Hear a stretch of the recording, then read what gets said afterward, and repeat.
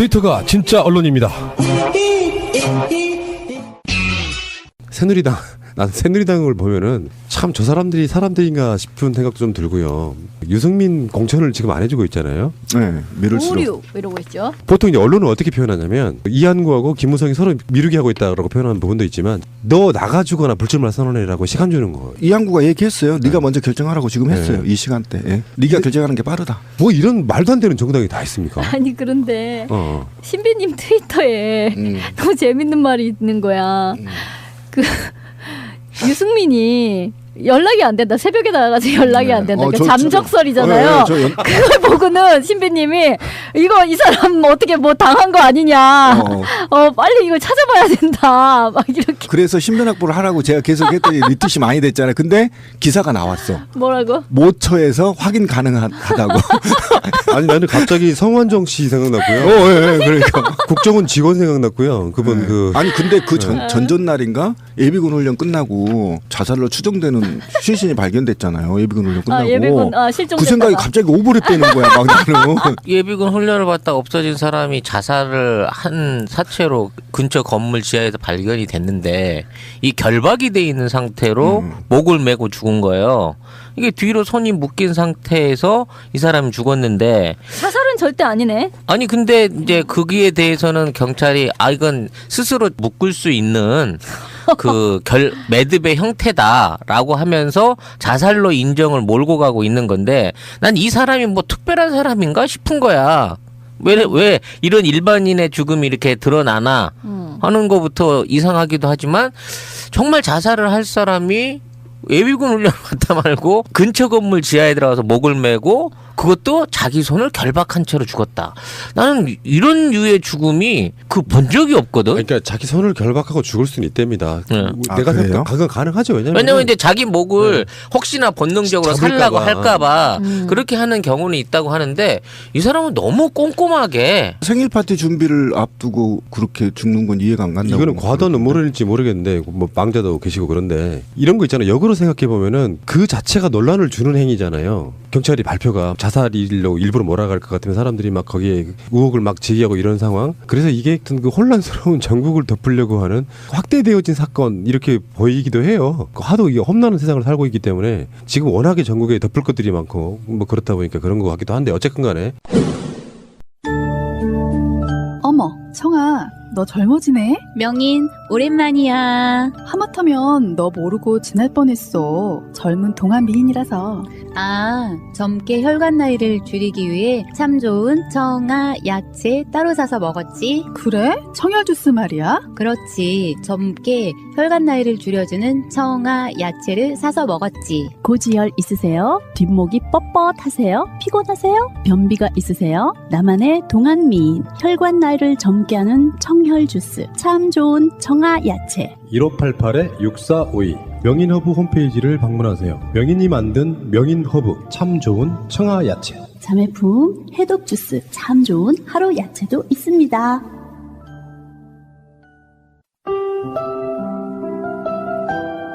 보험 들고 계세요? 마이보험 체크해서 무료로 진단받아보세요. 내가 들고 있는 보험이 나에게 맞는 것인지 불필요한 것인지 알 수 있습니다.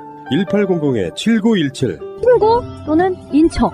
원래 보험은 친구나 혹은 인척에게 드는 경우가 많은 이 사람들이 바로 친구이자 인척이다. 한글로 마이보험체크.com 위시플렉스에서 이번에 홍보하고자 하는 프로젝트는 노유진의 정치카페 후원합시다입니다. 노유진의 정치카페의 열혈 애청자분께서 등록해주신 프로젝트인데 평소 이 방송을 들으면서 고마움과 미안함을 느꼈다고 합니다. 후원금을 모아 전달하는 것만으로 이 마음을 전달하고 제작진을 응원하고 싶다고 합니다. 건강한 독립 미디어들이 더욱 힘을 낼 수 있도록 많은 청취자분들이 위시플렉스 후원에 참여해주시면 감사하겠습니다. 위시플렉스는 지갑을 열지 않고도 매주 500원씩 후원할 수 있습니다. 아이쇼핑을 즐기면 매주 500원의 후원머니가 생겨나고 갖고 싶은 상품을 할인도 받을 수 있습니다. 검색창에서 위시플렉스를 검색하시거나 위시플렉스.net으로 접속해 주시면 됩니다.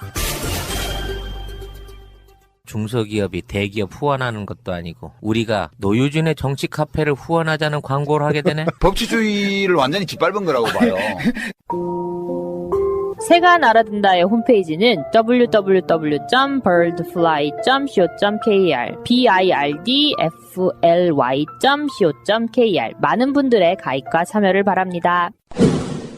어쨌든 유승민 이항구가 이제 최종적으로 최후 통첩을 했습니다. 유승민한테 네가 당 사정 잘 알고 있으니까 네가 결정해 이런 건데 저는 족반화장이라고 생각해요. 지금 박근혜가 제가 우리 방송에서 계속 얘기했던 건 친박이 50석에서 합의 볼 거다 이렇게 얘기했잖아요. 사실 그래서 당선 여부 봐서 한 40석에 45석 정도 차지하면 자기 노후는 보장된다. 보험금은 탔다 이렇게 이제 얘기를 했던 건데 지금 친박계가 80석을 넘어가고 있어요. 너무한 거잖아. 네, 이 상태에서 또 모자라서 지금 지역 민심이 들끓고 있는데 오늘은 또 이항구가 네 당 사정 알잖아. 너 죽이려고 한 거 맞아. 네가 결정해 임마. 알아서 겨 이거잖아요. 아니 그건 더 비열한 거 아닌가? 왜냐면 완전 쓰레기시죠 이거. 왜냐면 진짜. 차라리 공천을 안 시켜주면 되잖아. 자기 그러니까. 마음에 안 들면 자기 당 네. 방침과 다르다면. 그래놓고 초미의 관심사가 되고 있는 그 사람한테 네가 알아서 나가주길 바래. 이게 무슨 말이야. 이런 거지. 내 손 더럽히기 싫다는 거예요. 내 손이 아니라 박근혜 손. 내 식구로 있던 애가 있었는데 얘가 나한테 약간 개겼어. 그러니까 내 수족같이 쓰던 애를 칼질을 해가지고 그 주변에는 수족을 다 죽이고 저만 딱 남아 있는 건데 요것도 이제 죽여야겠는데 얘를 죽이면 주변에 있는 민심이 뒤숭숭 할 것 같거든. 너 이제 좀 자살을 해주면 안 되겠니? 라고 지금 강요를 하고 있는 거란 말이지. 그러니까 이게 사극으로 이런 장면이 나온다 그러면 진짜 비열한 놈이라고 우리가 욕을 할 거 아니야. 돌아가신 분이 딱 그 짝이잖아요. 알고 보면은 이승민이 딱 그 짝이라고 묶여진 상태에서 자살을 강요당하고 있는 딱 그 느낌이잖아요. 지금 유승민 입장에서는 정말 황당할 것 같은데 사실 이항구가 그렇게 하고 있는 이유도 유승민을 공천 안 시켜주면 불어오는 역풍들 있잖아요. 지금 초미의 관심사 중에 하나라서 박근혜가 유승민을 싫어해서 그렇다고 일반 시민이 보기에는 유승민이 뭔가 나쁜 이미지를 갖고 있는 정치인이 아니고 할 말을 하는 정치인인데 공천은 못 해주겠다 이런 분위기로 정말 공천 탈락을 시켜버리면 수도권 같은 데서는 불을 보듯 뻔하게 역풍이 불 거고 대구에서도 아직까지도 친 유승민 정서가 남아있는 상황에서 네가 알아서 나가주길 바래 이러는 거는 정말 비열의 끝을 보여주고 있는 거잖아요 지금. 그러니까 그런 거예요. 아무리 내가 김무성을 조져도 결국에는 박근혜가 공천해서는 당선될 거야 이 얘기입니다 지금. 여기서 상대적으로 비열해 보이는 인간이 김무성이잖아요. 아 김무성이는 아주 쓰레기입니다. 걔는 찌라시도 안 돼요. 제가 볼 때 진짜 쓰레기인 게 뭐냐면 그동안에 침묵하고 있다가 찌라시계가 원하는 수만큼 사실은 다 공천했어요. 그래놓고 겉으로는 친 김무성계가 만약에 학살당한 것처럼 포장을 하지만 실제로는 지가 받을 거 다 처발랐죠. 그리고 사실은 친 김무성계와 친박계가 다 지금 오늘 현재 139석까지 거의 대부분 차지했거든요. 그리고 친 유승민계와 친이계는 거의 학살을 시켜버렸죠. 그래놓고 이제 와서 발끈하는 거야. 발끈하는 이유는 뭐냐면 쇼입니다. 쇼. 유승민한테 시간을 이항구나 박근혜 이 새누리당이 시간을 벌기 위한 쇼라는 거죠. 왜 그러냐면 시간이 갈수록 누구한테 유리해요? 박근혜한테 유리합니다. 박근혜한테 유리하기 때문에 왜 유리하냐면요. 비박이 나가서 당을 만들기 위한 준비를 할 수 없도록 시간을 계속 딜레이 시키는 겁니다. 진짜 야비한 놈들이에요. 차라리 빨리 잘라서 비박연대 만들어서 무소속 나가서 당선되게 하거나 또는 비박을 만들어서 오히려 더 국민의당과 합류해서 거대당을 만들거나 지역정당을 넘어서 전국정당을 만들거나 등등의 여지를 빨리 줘야 되는데 질질 끌음으로 인해서 오히려 비박계를 만들기 위한 시간을 줄여주고 더더욱이 여론을 계속 환기시켜 나가는 겁니다. 그래서 유승민이 오히려 새누리당이 집권하는 데 있어서 또는 과반을 이상 차지하는 데 있어서 걸림돌처럼 만들어버리려는 고도의 술책이란 말이에요. 그래서 김무성이 이게 완전 쓰레기라는 겁니다. 근데 사실 유승민 의원 입장에서는 정말 억울하고 화나고 막 꼭 뭐라고 말로 표현할 수 없을 만큼 분노스럽겠지만 이게 희한한 게 민심이라고. 이렇게 짓밟히면 짓밟힐수록 지지율이 계속 올라간단 말이야. 이제는 김무성을 추월해버렸어요. 여권 대선 주자에서. 이렇게 되다 보니까 이제 그 들여다보는 거는 진짜로 이 사람을 공천 안 준다고 공천에서 배제를 시킨다는 발표가 나오기만 하면 여기에 한 플러스 5%는 확 더 치고 올라갈 것 같다는 느낌이 드는 거야 지금 같으면. 그래서 그럼 스스로 그만둬라 라고 얘기를 하지만 그만둘 입장이 없잖아. 쟤들이 나를 박해하면 박해할수록 무슨 뭐 예수님 전설 남기듯이 십자가에 못 박아줌으로 인해서 이제 그냥 군소 어떤 계파의 수장에서 아주 그 반박근혜 세력의 어떤 그 거두인 것처럼 막 추앙이 돼서 올라가고 있는 거 아니에요. 이제 유승민이 이런 상황에서 자기가 말한 어머님한테 말했던 공천 안 되면 한다는 중대 결심, 이게 어떤 반박근혜 보수연합 이런 형태로 나타난다고 하면 이건 진짜 정치적인 파급력이 커질 수 있지 않겠나는 생각을 해보게 된다니까요. 그러니까 유승민은 전에 왜 원내대표일 때 박수로 이렇게 추방할 때 있었잖아요. 그때도 당당하게 버텼거든요. 김무성은 30시간을 버티는 사람이라서 30시간의 법칙이지만 며칠 언론의 집잡포화를 맞아도 버티는 정도 결기가 있어요. 지금도 지금 25일까지가 후보자 등록 마감일이에요. 그렇죠. 그때까지 공천을 안 해주고 그냥 미뤄두고 있겠다는 거라고 이야기를 하고 있는 거거든요. 그럼 이렇게 되는 건가요? 25일까지 이 사람이 당의 결정을 기다리다 보면 무소속 으로도 그렇죠. 탈당을 해야 되니까 못하는 그게 되는 거구나. 그러니까 내가 무소속으로라도 출마를 하면 싫든 좋든지 간에 24일 날 그만두고 25일 날 무소속 등록이라도 해야 되는 거네. 유승민계가 학살을 당하고 지금 겨우 살아남은 게 굳이 뭐 유승민계라고 한다면 한둘 정도, 그다음에 경선에서 뭐 서너 명 정도 지금 경선을 붙게 되는데, 이 상태에서 아까 찌라시님 얘기한 것처럼 어쨌든 리얼미터 14에서 15 양일간 조사한 걸 보면 오차 범위 내로 이제 김무성하고 1위를 차지하고 있거든요. 김무성이 아직은 19.3%고 유승민이 18.7%인데 거의 10% 이상이 치고 올라왔어요, 유승민이. 그러니까 시간을 끌면 끌수록 유승민한테 유리할 거냐 박근혜한테 유리할 거냐의 문제에 달려 있는 건데, 제가 볼 때는 이번 주말 넘기면 안 됩니다. 유승민이 결단을 해야 되는데, 저는 이제 유승민계가 퇴출되면서 학살을 당하면서 유승민 수장한테 야 탈당하자 이렇게 이제 메시지를 계속 던지고 있지 않습니까, 공개적으로. 그러면 저는 과감히 비박연대를 만들어서 친이계랑 합쳐서 비박연대를 만들어서 대응해야 된다고 보고, 그다음에 또 여기에 사실은 MB 쥐새끼 새끼가 또 한마디 했어요. 나라도 어려운데 숙청시킨다고. 이재호랑 다 붙어서 당을 전 만들어야 된다. 만들어서 새누리당과 경상도 지역에서 싸워서 이겨야 된다라는 게 저는 강력하게 주장하고 있는 겁니다. 그렇지 않으면 유승민이 혼자 공천을 받는다 하더라도 당 내에서 힘이 없습니다. 제가 그랬잖아요. 정치란 나를 따르는 자의 밥숟가락을 주는 거라고. 근데 그 부분은 만약에 대중적 인기도가 높아지면은 또 개파가 생겨요. 나중에 이 쥐새끼 같은 놈들이 박근혜 물러가고 난 뒤에 자기도 정치적 보장을 위해서 유승민계가 자발적으로 되기도 하고 문제는 국민의힘이라고 생각하는데, 하기야 친이계가 많이 돌아섰더라, 친박계로. 예, 유승민계라고 불리고는 조혜진이 탈당을 하면서 유승민한테 이야기를 했나 보죠. 탈당해라. 유승민 입장에서는 이제 뭐 잘 알아서 뭐 해주길 바란다 이렇게 탈당을 약간 좀 찬성하는 듯한 그런 느낌으로 지금 대기를 하고 있는데, 실제로 지금 이 공천에서 뭐 일부는 탈락된 사람도 있고 공천 받은 사람도 있고 그런데, 여기 핵은 사실 알고 보면은 유승민도 유승민이지만 저는 이재호라고 보거든요. 그렇죠, 이재호죠. 그러니까 이게 이제 친이계의 몰락이라고 할 수 있는 거잖아요. 살생부안에 들어있었던 이름이었기 때문에 정도는 살았는지 모르겠는데 이재호는 상징적으로 이렇게 잘라내버렸고, 이런 사람들이 사실 핵심이 될 수 있는 부분이 이제 안철수의 존재가 좀 드러나는 부분이 있어요. 그렇죠. 거기서 이제 잘린 사람들 다 우리한테 와라 이런 거 아닙니까? 네, 이미 손 벌렸더라고요. 이삭죽기라고 표현을 하더군요. 아주 그냥 풍성해, 아주 사냥거리가. 원내 뭐 교섭단체 정도가 아니겠어, 이렇게 나가면. 먹마주의 당이에요. 그런데 안철수한테는 안 갈 거예요. 우리가 생각했을 때 안철수는 그 사람들이 보기엔 아무것도 아닌 껌이거든. 솔직히 말해서 누가 이재호 같은 사람이 국민의당 가서 차라리 무소속으로 나가면 당선돼요. 비박연대 만들면 돼요. 네. 네.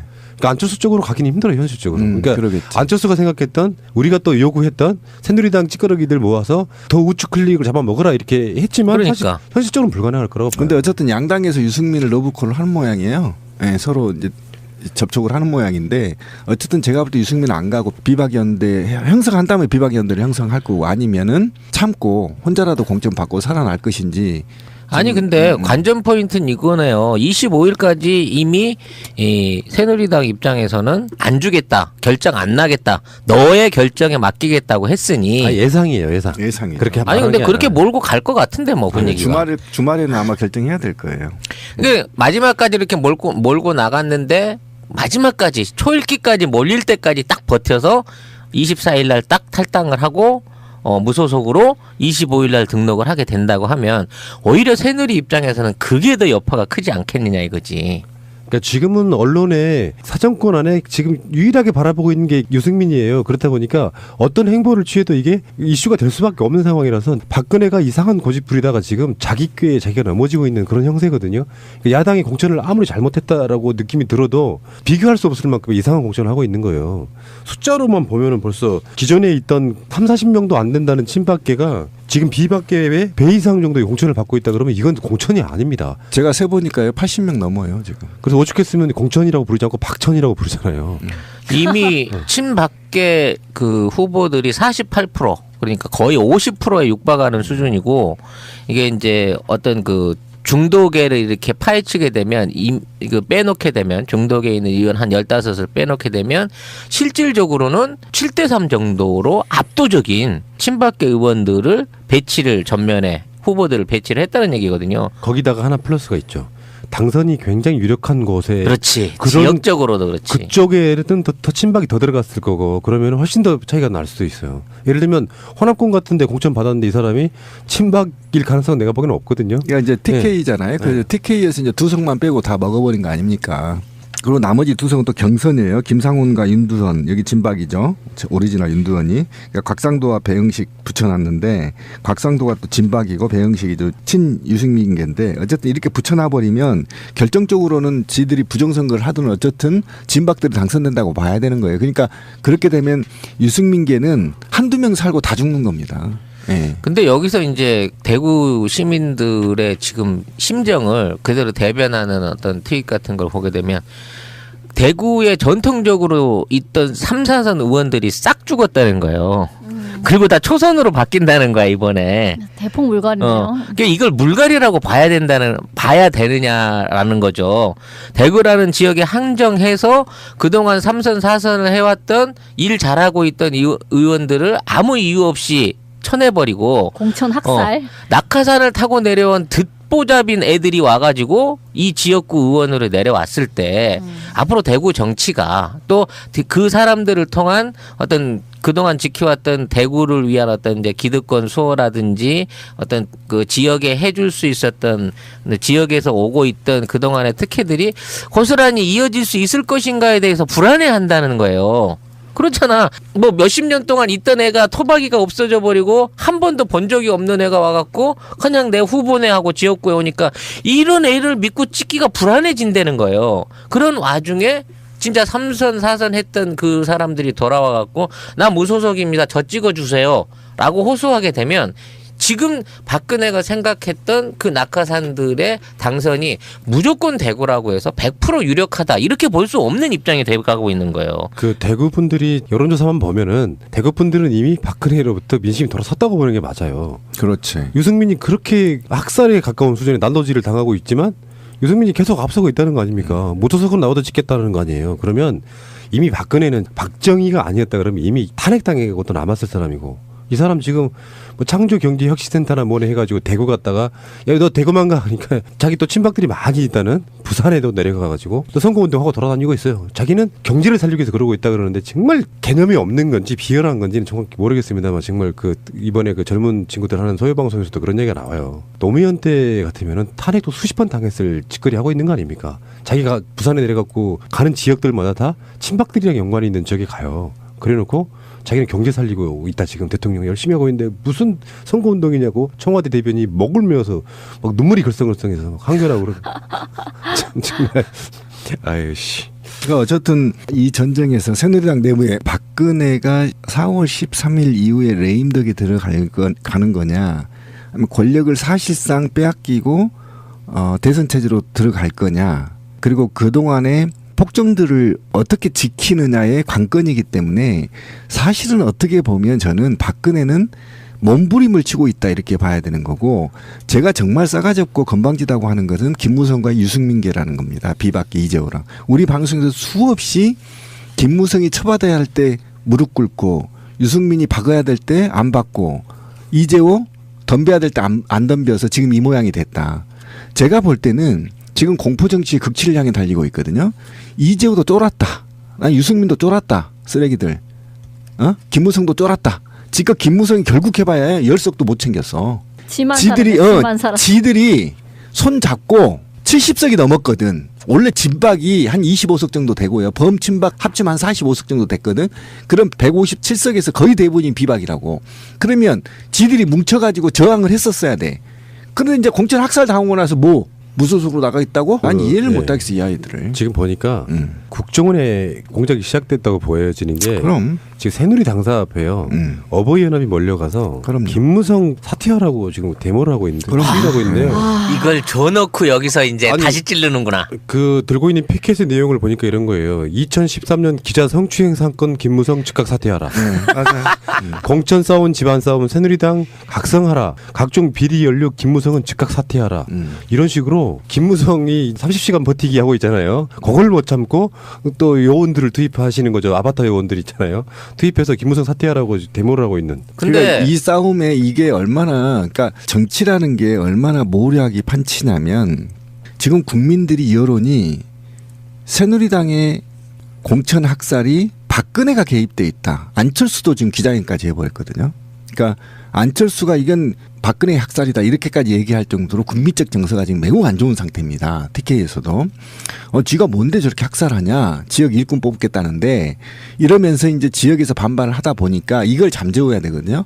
그러니까 이걸 잠재우려면 공천의 싸움의 주체가 김무성이라는 거 각인시켜야 되거든요. 이 프레임 싸움이거든요.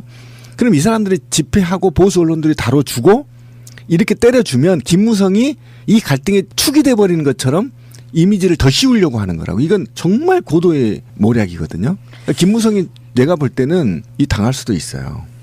정말 박근혜는 무서운 사람이구나라는 생각이 들어요. 그러니까 지금 이 하는 꼴을 봐서는 거의 내부 숙청의 상태로 돌입을 한 건가라는 생각이 드는 것이고, 지금 공천 확정 지은 데가 149명인데 친박 성향 후보가 87명이고 비박이 47명. 이고 15명은 뭐 중립 뭐 이렇게 된다는 거잖아요. 그러니까 결국은 그 새누리당 전체에 원래는 마이너 포션이었었거든요. 친박이. 그래서 그 이전에 공천 학살 당하고 친박연대로 나오고 뭐 그 난리가 났었던 거잖아요. 근데 그 마이너 포션이었던 쪽을 다시금 재편을 해가지고 자기 쪽을 많이 늘리고, 그리고 나서도 안 되니까 이렇게 공천자들을 매다 꽂는 여기다가 갖다 씹는 식을 해가지고 87명이라고 하면 정말 엄청난 숫자인데 이마만큼을 다 내 사람으로 꽂았다라는 거잖아요. 그러니까 이 정도가 되지 않으면 자기는 그 이후를 보장받을 수 없다고 느끼는 거라. 그럼 해놓은 짓이 있으니까. 해놓은 짓이 있으니까 뭐 우리가 보통 상식적으로 생각하는 한 뭐 친박 쪽 사람이 한 30명 정도 의원이 있어줘도 호위무사격을 해서 레임덕에 그렇게 쉽게 빠지지는 않고 노후가 어느 정도 감옥에 가지 않는 정도로 보장될 수 있지 않을까라고 생각하는 게 상식이었지만 그거 가지고 안 되는 거야. 87명 정도 뭐 이거 다 붙는 건 아니라고 쳐도 한 5, 60명 이상의 의원이 자기에게 호위무사를 해줘야 자기가 감옥에 가지 않겠다라는 판단이 섰기 때문에 새누리당 전체를 자기 사당화하는 거에 지금 혈안이 되어 있구나라는 생각이 들어요. 이거는 예전에 거의 박정희 그 시절에 그때는 공화당이 사실 박정희가 당수이기도 하고요. 예, 그러니까 당도 뭐 당권 이런 거 없었고 그때는 그냥 그 당도 다 장악을 하고 그때 뭐 공천 뭐 이런 것도 다 그냥 대통령 밑에 산하에 있었던 거잖아요. 그때는 무슨 그 삼권 분립 이런 개념이 전혀 없었던 것이고 그렇게 가려는 게 이제 박근혜의 생각인 거죠. 유정회 느낌이 좀 나요. 이렇게 미니 유정회 같은 느낌. 아무튼 유승민 이 양반은 우리나라 근대 정치의 어떤 새로운 기록? 새로운 어떤 증거들을 속속들이 만들어내네요. 지난번 그 국회법 개정 시기에 관련해가지고 박수로 쫓겨날 때까지 거의 뭐 며칠을 버티지 않았습니까? 결국 안 물러나니까 박수로 이제 퇴임을 강제로 시킨 건데 이번에도 그거랑 똑같은 데자뷰 같은 거야. 어떻게 이 정도면 좀 물러나 주지 않는데 고집스럽게 버티고 있는 거 아니에요? 근데 이 상황 하에서 이대로 불출마라든지 의원직 자체를 포기하지 않고 어떤 형태로든지 원내에 진입한다고 하면 이제 비박계의 어떤 확실한 에이스 주자가 될 거고 앞으로 박근혜가 하려고 하는 후반기 정치에 있어서 가장 큰 걸림돌이 될 수 있는 사람이란 얘기지. 그러니까 이건 거의 정치적인 암살에 가까운 짓거리를 하고 있는 거예요, 이거는. 특히나 이번에 그 공천받은 인사들 가운데 물론 뭐 80여 명이다 보니까 많이 섞여 있을 수밖에 없겠지만 그동안 정치하고는 전혀 관련이 없었던 원외 인사들의 어떤 핵심 지역 전략 공천이 눈에 띄게 보인다는 얘기예요. 그러니까 뭐 황우여라든지 뭐 이정현, 최경환 같은 오랫동안 어떤 정치 경력을 쌓아온 이런 사람들보다는 원외에 있던 비서실 출신이라든지 그럼 비서실 출신이면 누구 출신이야? 그리고 정윤회의 천거를 받고 청와대에 들어와서 자기 옆에서 복무했던 애들인 거잖아요. 그런 애들을 중심으로 한 원내에 있는 인물들을 원내에 집중적으로 배치를 해가지고 얘네들을 당선시켰을 때 이 친박계 안에서도 이제 다음번에는 재선 3선보다 무서운 초선들이 더 막강한 권력들을 휘두르게 될 공산이 훨씬 커진다는 거예요. 그러니까 지금 있는 이런 친박계 공천 학살을 통해서 만들어진 1차적인 친박 세력들이 뭐 80명, 90명의 숫자에 이른다고 하더라도 그 친박 그룹에 대한 새로운 재숙청, 그러니까 새로 신세대로 올라온 초선 애들이 기존에 있는 구시대의 친박들을 다시 또 권력에서 밀어내는 형태의 어떤 그런 권력 투쟁이 빤히 보여진다는 거죠. 지금 있는 상황으로 봐서는. 그러니까 어쨌든 지금 우리는 더 큰 프레임을 봐야 되는데 김무성이 옥새 투쟁은 제가 볼 때 유승민을 돕거나 비박을 돕는 게 아니고요. 오히려 박근혜의 공천 학살에 동조하면서 마치 박근혜와 맞서는 것처럼 보이지만 실제로 결과물은 친박을 돕고 있고 결정적으로 친박과 김무성은 내부의 거래가 있었겠다. 이걸 유추할 수 있는 게 뭐냐면 어쨌든 지금 옥새투쟁을 한다고 하지만 결과적으로는 유승민 몰아내는데 방점을 찍을 거고 만약에 유승민을 살릴 수 있다라면 때를 늦어버렸다. 김무성이 옥새투쟁 하기에는. 그러니까 김무성이 지지율이 내가 새누리당의 박근혜와 맞서고 있다라는 이런 이미지를 적당하게 주고 어느 순간 물러섬으로 인해서 유승민을 날리면서 나는 할 만큼 했다라는 이미지를 갖고 가려고 하는 거죠. 이런 측면에서 봤을 때 여권 내에 권력이 완전히 재편되고 있다. 그럼 이 재편은 왜 필요한가? 13일 이후에 대권 후보가 완전히 바뀐다. 이걸 의미하는 겁니다. 만약에 개헌선까지 가지 않고 그냥 무사통과를 할 수 있는 180석까지만 한다 하더라도 이미 김무성과 유승민은 죽었다고 보는 거고 새로운 대권 후보가 등장하게 될 거다. 그래서 국회의 권력을 완전히 박근혜의 손아귀로 휘어잡게 될 거다. 이게 지금 핵심입니다. 이번 싸움에.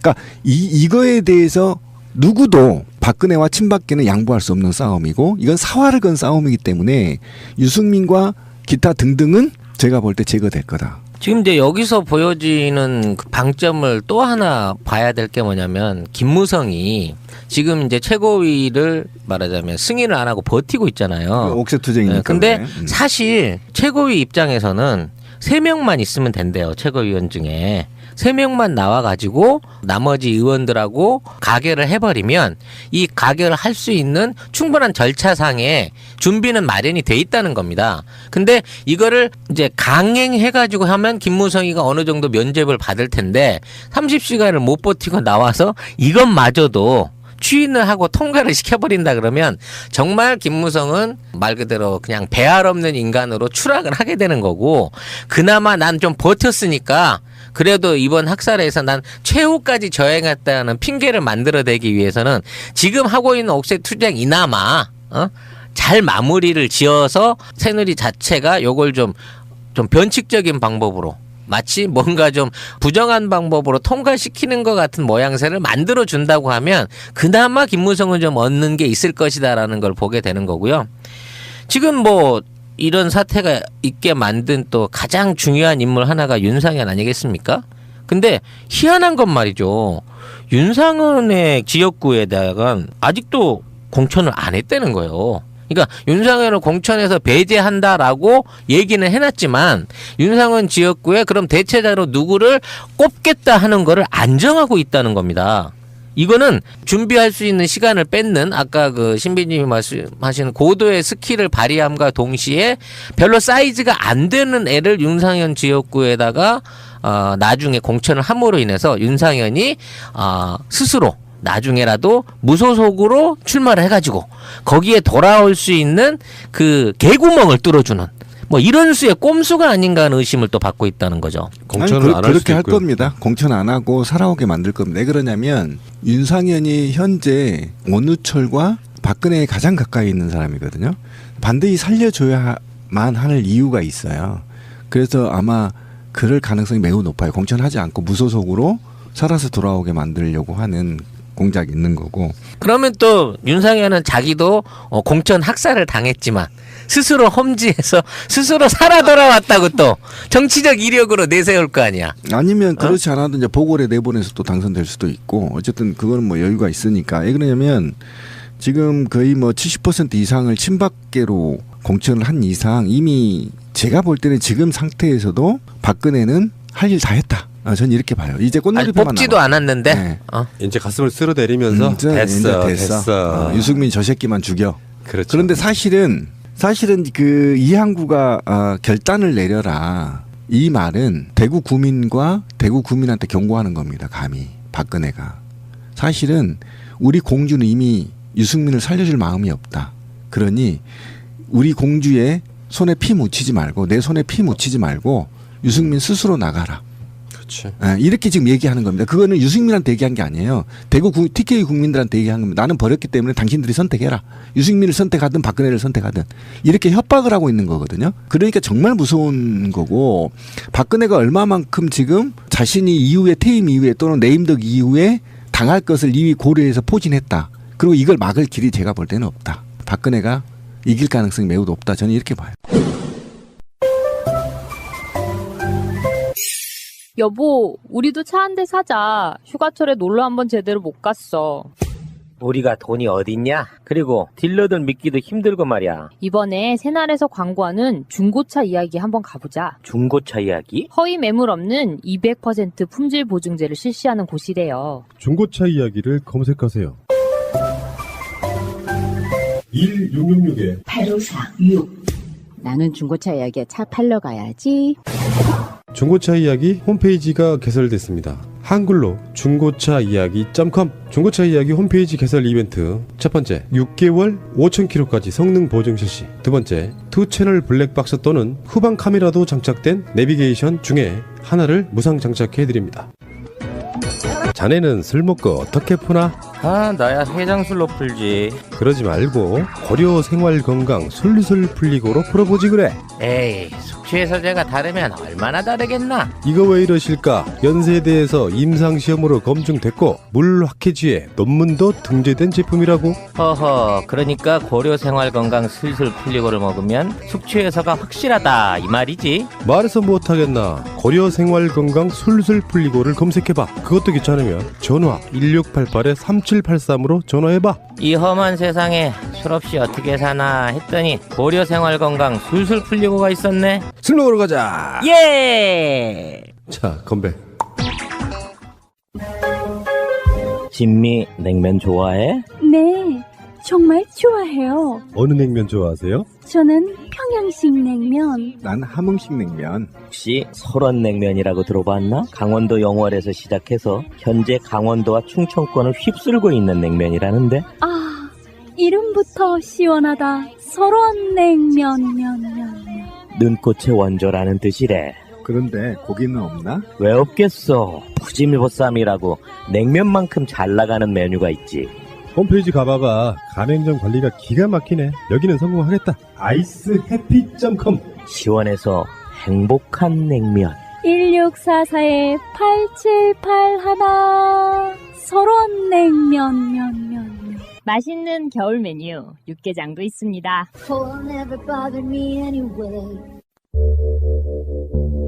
지금부터 당신은 평생 잊을 수 없는 숫자를 듣게 됩니다. 특히 술을 먹은 후 반사적으로 이 숫자가 떠오를 것입니다. 1800-6606 1800 6606 1800-6606 1800-6606 1800-6606 대리운전은 1800-쌍육공육. 아주 그냥 번호가 입에 착착 붙는다. 1800-6606 잊어버릴 수가 없네 번호를. 새가 날아든다 팟빵 1, 2 채널 유튜브 새가 날아든다. 구독하기를 꼭 눌러주세요. 구독하기를 하시면 정말 새가 날아갈 수 있는 힘을 주시는 겁니다. 구독하기는 공짜입니다. 여기서 관심 있게 하나 봐야 될 사람 중에 하나가 진영 전 보건복지부 장관이에요. 제가 계속 얘기했던 분이죠. 네. 이 사람은 지금 더불어민주당의 입당이 거의 확정된 거라고까지 보도가 나오고 있거든요. 그렇죠.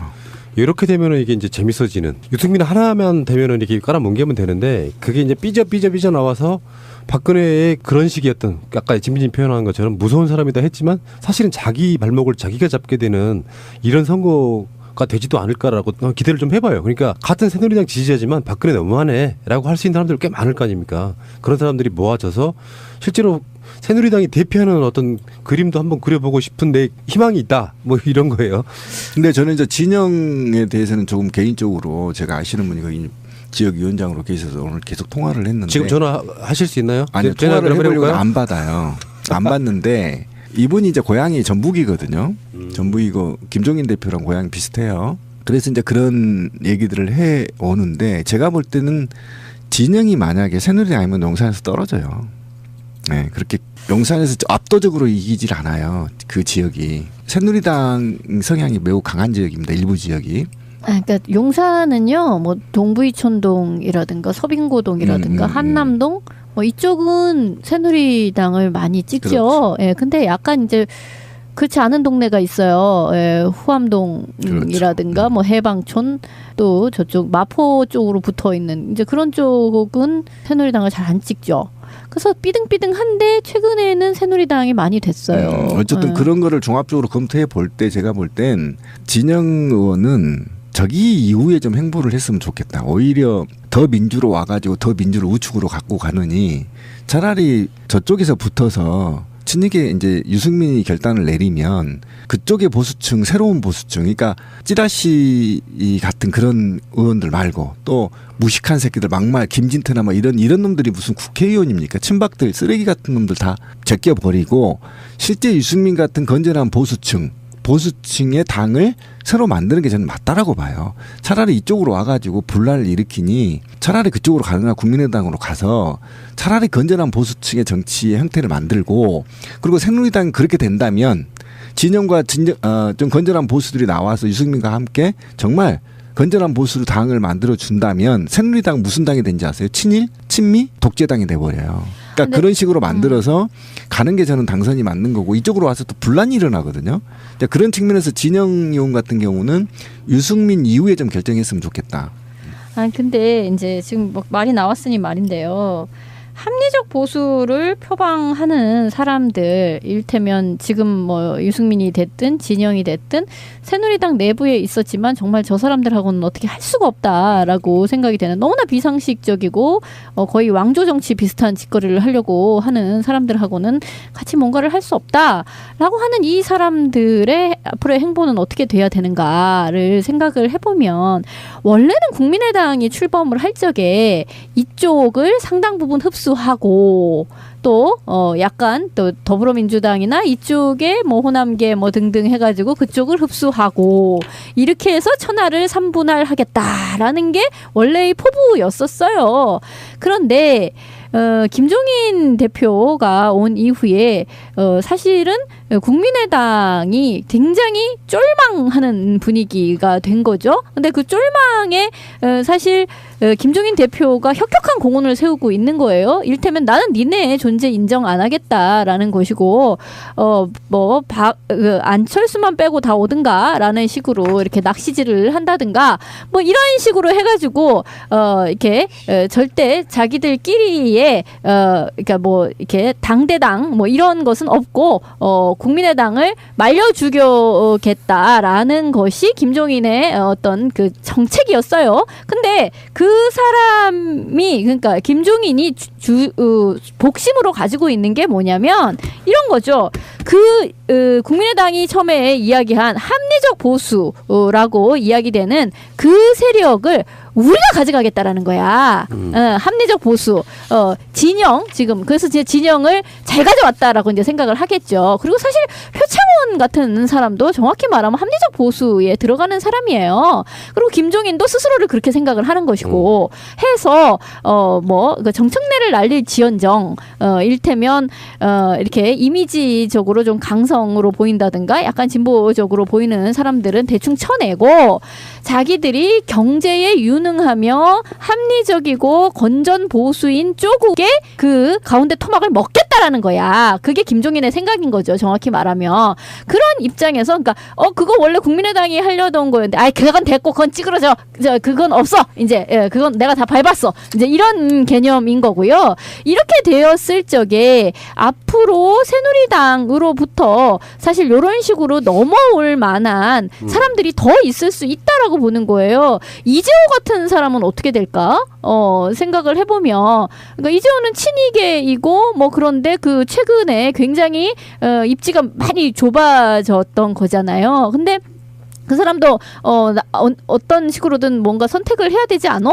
라고 했을 때 쫄망한 국민의당으로 가기는 굉장히 어렵고 이 상태에서 더불어민주당이 굉장히 오른쪽으로 이렇게 바짝 붙여서 오게 되었을 때 결국 그런 사람들을 흡수해낼 수 있지 않을까라고 생각이 되거든요. 제가 볼 때는 이제 김무성을 잡으러 김무성이 이 찌라시 같은 새끼는 반드시 정청래가 잡을 겁니다. 정청래 의원이 지금 이거 잡으러 간다는 거 아닙니까? 그래서 완벽하게 정청래 의원이 김무성을 좀 때려잡겠다고 내려갔고 그다음에 이제 유승민이 빠져나갈 가능성이 저는 높습니다. 주말에 빠져나가서 비박연대 비슷하게 아마 결성을 하게 될 겁니다. 탈당한다. 네, 탈당을 한다. 저는 그렇게 보고 있거든요. 그렇게 되면 실제로는 비박계라 하더라도 친박이 아니더라도 공천이 예상되거나 경선이 있는 자들은 빠져나갈 가능성이 있습니다. 당선자. 그러면 새누리당은 완벽하게 박근혜 사당이 돼버리는 겁니다. 이렇게 만들어줘야 됩니다. 그래야 이번 싸움에 한번 해볼 만하다. 그게 이제 우리가 생각하는 가장 좋은 시나리오인 거죠. 그 구도가 돼서 새누리당이 엄청나게 흔들리면서 그 안에서 어떤 균열이 일어나고 상당 부분 그러니까 나 더럽고 치사해서 못 해먹겠다. 그 니네가 그렇게 얘기하는 친박인지 나발인지 그거 니들끼리 하고 나는 좀 정상적인 대가리가 박힌 사람으로서 여기에 못 앉아 있겠다라고 하고 나와서 그 사람들끼리의 자체적인 예전에 뭐 친박연대 이런 것처럼 반박연대를 만들든가 하여튼 그런 식으로 되든가 거기에 이제 또 약간의 그 국민의당의 잔류 세력들이 또 그렇게 또 흡수가 될 수도 있어요. 정치는 생물이라서 어떻게 될지 모르는 것이고 그런데 또 한편으로는 김종인 뭐 이 사람이 그쪽을 계속 찝쩍찝쩍 이렇게 눈독을 많이 들이고 있고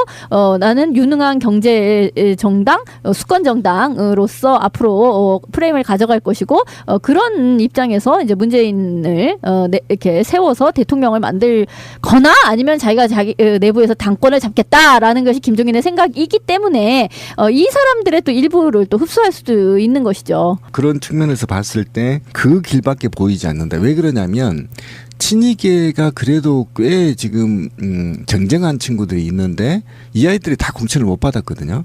그러면 다음에 총선이 끝나고 나서 친이계가 이명박이 어떻게 될지가 몰라요. 네. 목숨이 지금 왔다 갔다 하거든요. 그러면 사실은 지금 아까 국민의당 내에 친이계가 한 2-3명 들어가 있거든요.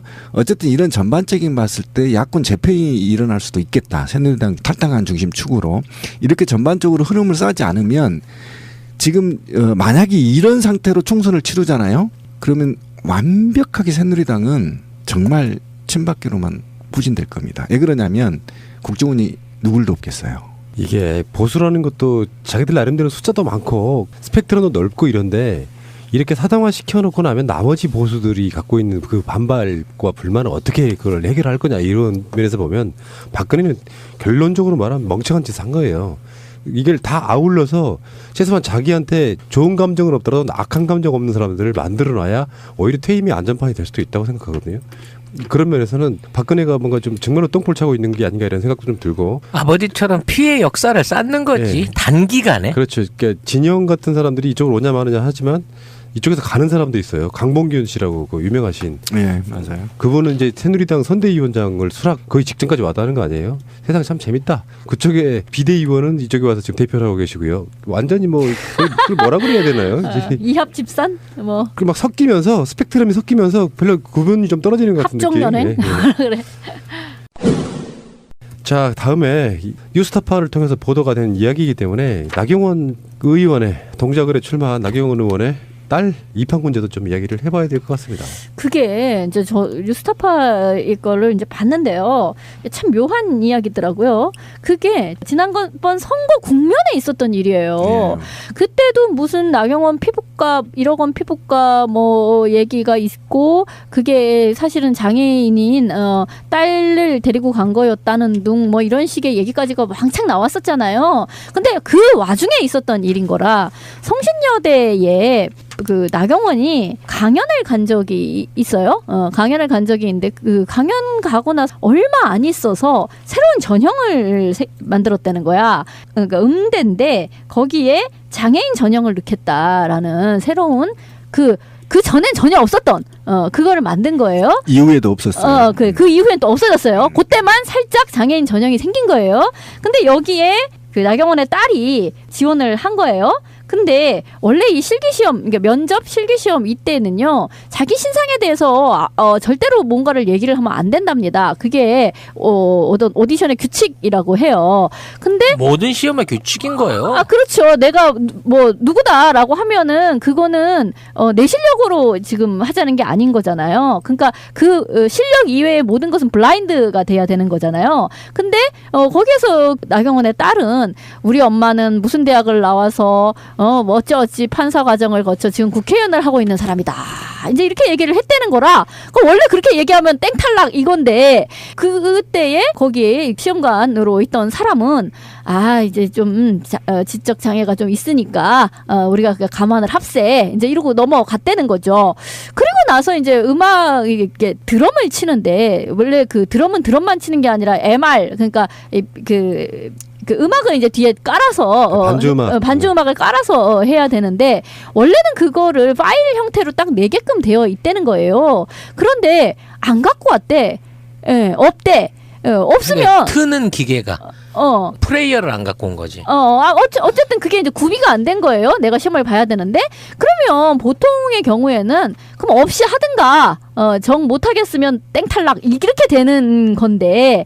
그거를 막 카세트 테이프를 막 찾으러 돌아다니고 막 그랬다는 거야. 면접 시간이 끝났는데도 25분 정도를 더 허비를 해갖고 외부에서 기계를 갖다 틀고 다시 시험을 보게 했다는 거야. 그러니까 그런 식은 이제 거의 이건 특혜라고밖에 볼 수가 없는데 그렇게 해서 시험을 보고 나서 이 사람이 최고 득점으로 해서 1등까지 그렇게 해가지고 합격을 했다는 거죠.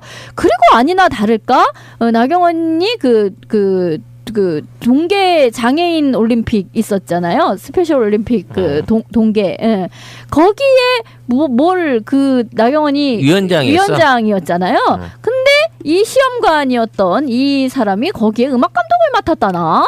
그러니까 이병의 고수라고 이렇게 실명을 까요. 어차피 나왔는데. 그러니까 이게 이제 뭐 그 기술적인 문제를 떠나가지고 성신여대 재단 안에 이사회 같은데 나경원 씨랑 관련돼 있는 측근들이 엄청 많다는 겁니다. 보좌관 출신들도 있다죠. 나경원 후보 캠프 법무팀장 출신 사람이 개방이사 후보 추천위원회 위원으로 들어오기도 하고, 다음에 나경원 의원의 보좌관 아까 말씀하신 3년 동안 역임했던 측근이 대학평의회 의장이기도 하고, 그러니까 이 성신학원 자체에 내부적으로 친 나경원 인사들이 무지하게 섞여 있다면 지금 아까 말씀하신 그 입학 시험장 내에 부정 비리 같은 것이 개연성이 있어 보이잖아요. 근데 온갖 세무조사와 특혜를 부여했죠. 사실 우리가 장애인 부분이 좀 걸려 있기 때문에 함부로 그런 말을 잘 못했던 부분이 있는데 이렇게까지 또 뭐 의혹이 제기되고 그러면은. 근데 어떻게 생각해도요, 자기가 실질적으로 그 당시 성신여대 총장의 퇴진을 압력을 써서 막았다는 의혹까지 받고 있는 처지에 그 해에 장애인 전형이 뜬금없이 생겨. 근데 거기에 자기 딸을 어떻게 전형을 시켰는지 모르지만 전형시켰어. 시켜가지고 시험을 보러 갔는데 나경원이 딸입니다라고 발표를 했어. 근데 이미 실격을 받아야 되는 상황에서 그냥 통과를 시키고 시험을 봤어. 근데 음악이 준비가 안 됐어. 면접 시간 끝났어. 그럼 그 상태에서 탈락이 돼야 되는데 외부에서 기계를 갖다가 시간을 연장해서 면접을 봤어. 기어이 해서 실기를 봐줬는데 그나마 그거마저도 1등으로 통과를 했어. 과연 이 모든 것이 우연의 일치라고 보기에는 너무 스토리가 많아. 그러니까 그 이제 이병우 교수가 이제 핵심에 있는 모양이에요. 근데 이병우하고 이제 나경원하고는 그 이제 스페셜 올림픽 위원장을 이제 같이 한 모양이에요. 그래서 어쨌든 이런 유착 관계가 그런 부정 입학을 지금 의혹을 사고 있고, 저는 이제 나경원 이 아이한테 열받은 게 있었어요. 좋다. 자기 자녀가 어찌하여 장애인이야. 그러면 그가 국회에서 할 일은 장애인에 대한 처우에 대해서 얼마나 법을 개정했고, 자기 자식 장애인만 소중하고 수년 동안 지금 광화문 지하에서 노숙하면서 장애인 처우 개선을 위해서 지금 수백일 동안 투쟁한 사람들을 그렇죠. 외면하고 등급제 폐지하라. 예. 예. 지 자식만 특별법 만들어서 집어넣고 학교 내에 교내 특별하게 만들어서 넣고 그 다음에는 또 없애버려 그 규칙을. 그래놓고 국민들한테는 장애인의 자식을 둔 부모줘서 고통정심도 받고. 참. 정말 저는 이런 쓰레기도 이런 상쓰레기가 없는 게 아니냐. 자기가 진짜 평생을 공무원으로 산 부부였다면 녹을 먹고 산 부부였다면 적어도 자기 자식들 때문에 다른 장애인들도 좀 혜택을 볼 수 있게끔 법도 내고 박근혜하고 이명박하고 친하잖아. 어느 때는 친이게 붙었다가 어느 때는 김무성한테 붙었다가 어느 때는 박근혜한테 붙잖아. 그러면 적어도 장애인 등급제 이런 거 하나는 거뜬히 해결할 수 있는 위치에 있는 여자야. 그거 하나 해결했으면 이런 거 다 눈 감아줄 수 있어. 솔직히 까놓고. 진짜. 아까 말한 이병우 교수가 그 스페셜 올림픽의 음악 감독이었고 그래. 나경원은 위원장이었는데 위원장이었죠. 그 이병우 교수가 학생들 심사위원장이라고 심사위원장이었지. 이런 상황들을 만들어 놓고 또 아까 말한 그 석연치 않은 실기시험 과정 같은 거를 보면은 의혹 제기하는 게 당연하죠. 근데 이거를 나경원 측은 또 이런 피부과처럼 그 어떤 선거에 치명적인 영향이 될까봐 바로 법적 대응하겠다 이렇게 나오는데요. 법적 대응해 씨발. 왜 그러냐면 야권 국회의원이 했으면요. 네. 이거 당장 압수수색입니다. 무슨 소리예요. 대학 압수수색 들어갔고요. 집에 압수수색 들어가서 현금 벌써 다 나왔어요. 신발장에 현금 나오고. 아니 근데 지금 저는 신비님 이야기에서 좀 더 이제 얘기를 해볼게. 장애인 등급제 폐지하라라는 거 하고요. 부양의무제 폐지하라라는 것이 지금 강화문에서 거의 막 해를 넘겨가면서 하고 있는 투쟁이에요. 장애계에서 제일로 중요한. 근데 그게 뭐냐면요. 등급제도 등급제지만 부양의무제 같은 경우를 보면은 이런 거거든. 장애인에 대한 어떤 부양의 책임을 기본적으로 가족에게 두고 있는 거예요. 그렇기 때문에 가족이 있으면, 그러니까 그 사람이 부양 의무가 있는 거기 때문에 전반적인 복지 혜택을 다 줄 수가 없다는 거야. 그래서 가족이 없음을 증명해야 그 국가로부터의 복지를 받게 되는 거예요. 그러니까 이걸 폐지를 하라는 이야기거든. 그렇지. 근데 생각을 해보세요. 이건 너무 당연한 거예요. 장애인을 어떻게 살게끔 하는 그 문제는 그게 가족에게 짐이 되는 방식이 돼야 되겠습니까? 사회가 책임을 지는 방식이 돼야 되겠습니까? 당연히 사회가 책임을 지는 방식이 돼야 되는 거죠. 그런데 계속해서 여전히 그 가족이 뭐 어느 정도 생계 유지가 된다고 하면 일단 주었던 복지 혜택도 막 구성권을 청구한다든가 막 이런 식이 되어 있는 거예요. 그러니까 계속해서 가족이 1차적인 책임이 있다라고 보는 법 체계인 거거든요. 그러면 생각을 해보세요. 장애인이라도 같은 장애인이 아닌 거라 금수저 장애인이 있는 것이고 흑수저 장애인이 있는 거예요. 그래서 이렇게 얘기를 하자면 나경원의 딸 같은 경우는 금수저 장애인인 셈이고 그것을 또 본인도 인지하여 그 실기시험에 가서 나는 누구의 딸이다 라고 밝힐 정도인 거죠. 그런 사람에게 있어서는 부모가 알아서 모든 혜택을 없던 혜택을 만들어서 주는 것이고 그렇지 못한 사람들은 가족 이건 뭐 내가 가족이 괜히 있음으로 하여 혜택을 못 받게 되는구나라고 해서 오히려 가족과의 연을 끊게 되는 그런 상황도 있어요. 네. 그렇게 끊어서 이제 시설로 보내거나 이런 경우들이 정말 비일비재하단 말이야. 저는 나경원 씨가 1%라도 억울한 지점이 있을 수 있다고 생각해요. 내가 아는 사람이 주요 요직에 있는 학교에 보내고 싶을 수도 있고 내가 그 학교에 뭐 가기 전에 이미 그 학교에서 장애인 정연이 생겼을 수도 있고. 근데 그런 것들인데 왜 하필이면 이 나경원 씨만큼은 이렇게 어떤 그 특권으로서의 그런 모습들이 너무 자주 보이냐는 거지. 저는 그렇게 생각하거든요. 그러니까 자기는 억울하다 하는데 예전에 왜 그런 이야기 우리가 꽤 많이 들었었잖아요. 무슨 그 입학 시험 전형 같은 거 보면은 특히 음대 같은 데 심하다는 얘기 체크 표시를 따로 해놓는다는 거야. 특별하게 봐줘야 되는 사람을 왜 면접할 때 그 용지에다가 체크를 해놓고 그 사람을 따로 봐준다 이런 건데 이 친구는 와서 우리 엄마가 대놓고 나경원이다 이렇게 이야기를 해버리는 정도가 돼버린다 그러면 더군다나 이사진들이나 그 이사장 이런 사람들이 다 나경원과 친밀한 관계에 있다라고 그러면 교수들이 어떻게 그걸 결정을 해요? 거기서 바로 원칙대로라면 퇴장을 시키고 실격을 시켜버려야 되는데 거기서 그랬다는 거죠. 제가 지적장애 있는 거 알지? 쟤는 원래 지 하고 싶은 말만 하는 애야. 이거는 어떻게 알았을까 위원장이? 아니 뭐 장애인 전형이고 다운 증후군이니까 그렇게. 아니 그럼 뭐 상식적으로 모든 뭐 다운 증후군 그런 객관적으로 그런 모습을 보일 수 있다고 손치자고 그렇게 해서 우리가 나경원인 걸 알고 우리가 채점을 한번 매겨 봅시다 하고 장을 열었는데 음악을 못 트네? 면접 시간이 끝났네?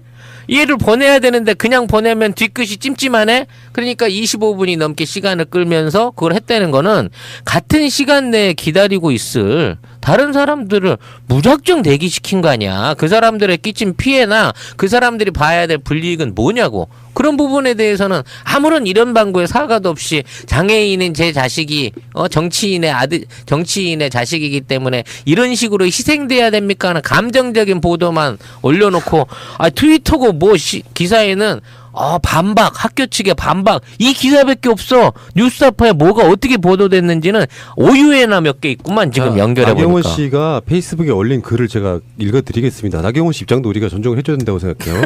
이거 까는 것 같은데 읽어주면. 자, 엄마가 정치인이라는 이유로 딸의 인생이 짓밟힌 날입니다.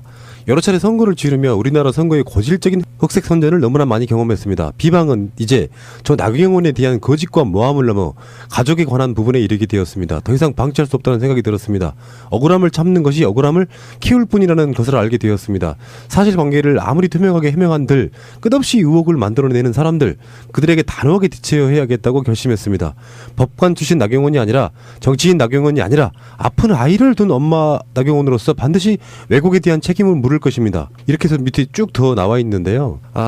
이건 뻔뻔하기가 이를 데가 없네 정말로. 입장은 충분히 이해해요. 근데 이렇게 오해를 받들 짓을 하지 말아야 된다고 말하는 거예요. 아니 이런 것도 서두에 뭐 자신의 잘못된 처신으로 인해서 이러한 무리를 일으켜 죄송합니다. 아무리 거짓말을 하더라도 맞아요. 이 정도 앞에 사과문 정도는 던져놓고 해야 되는 거 아니야?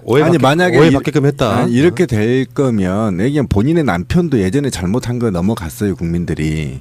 그러니까 이번에도 본인의 남편은 공복을 먹는 공무원입니다. 이런 문제에 대해서 철저하게 밝혀야 되는 거. 학교 측은요 성적표 공개해야 돼요.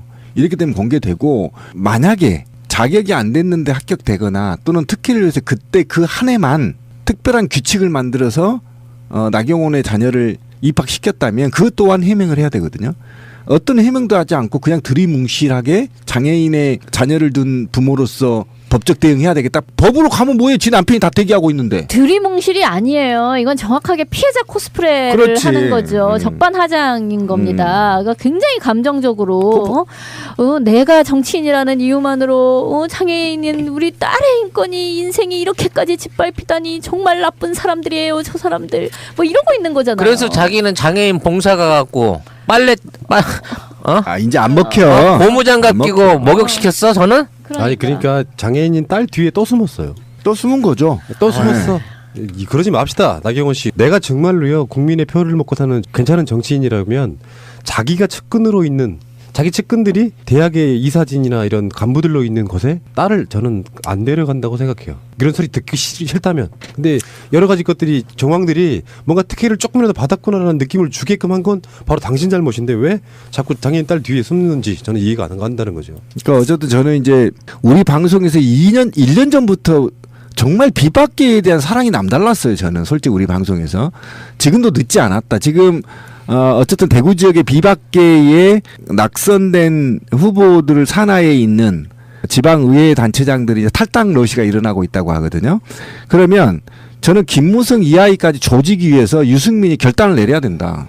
결단 내리지 않으면 유승민 당신 죽는다. 영원히 죽고 김무성 나중에 죽어도 당신 챙겨주지도 않는다. 오로지 권력이라는 건 절대 과거에 우리 역사에 배운 거잖아요. 그냥 목숨 내놔야 되거든요. 지면 지금 당장 비박당을 만들어서 새로운 보수 정치를 보여주지 않으면 다 죽는다. 예. 나경원과 뉴스타파의 공방전 선거 때까지는 강력하게 어차피 법정으로 갈 것도 아니고 신비님 말씀처럼 법정으로 가도 남편이 기다리고 있는 사법부를 우리가 신뢰할 수 있겠습니까? 결혼 기념일이라고 남편이 꽃을 사왔더라고. 아, 행복하겠다, 언니. 행복은 개뿔. 차라리 돈으로 주지. 먹을 수도 없고 나중에 버리기도 힘들고 말이야. 그러나 마음을 전할 때 꽃보다 좋은 것은 없습니다. 인생에 있어서 돈이 전부는 아닙니다. 꽃은 기쁨과 슬픔을 함께합니다. 새가 날아든다와 연대하는 전국 꽃배달 잠이원 꽃집 010-3608-7576 여보 고마워. 인터넷 쇼핑몰을 하고 싶으세요? 회사 홈페이지를 만들고 싶으세요? 새날과 연대하는 한국 도메인 지원센터에 연락해보세요. 새가 날아든다를 듣고 연락했다 하시고 상담을 한번 받아보세요. 친절하게 응대를 해주실 겁니다. 아주 저렴한 가격으로 홈페이지를 만드는 방법, 한국 도메인 지원센터입니다. 02-6049-2616 한글로 한국도메인센터.kr 홈페이지 잘 만드는 회사가 한국도메인지원센터라는 것을 전 세계가 알아버렸습니다. 텔레그램방 1000명이 거의 다 채워졌습니다. 텔레그램을 깔고 전화번호 인증을 한 다음 설정해서 아이디를 만들고 텔레그램 아이디 새날 베스트 SAENAL BEST에 새날 단체방에 넣어달라고 신청하세요. 상호간 개인정보 보호를 위해 전화번호는 받지 않습니다.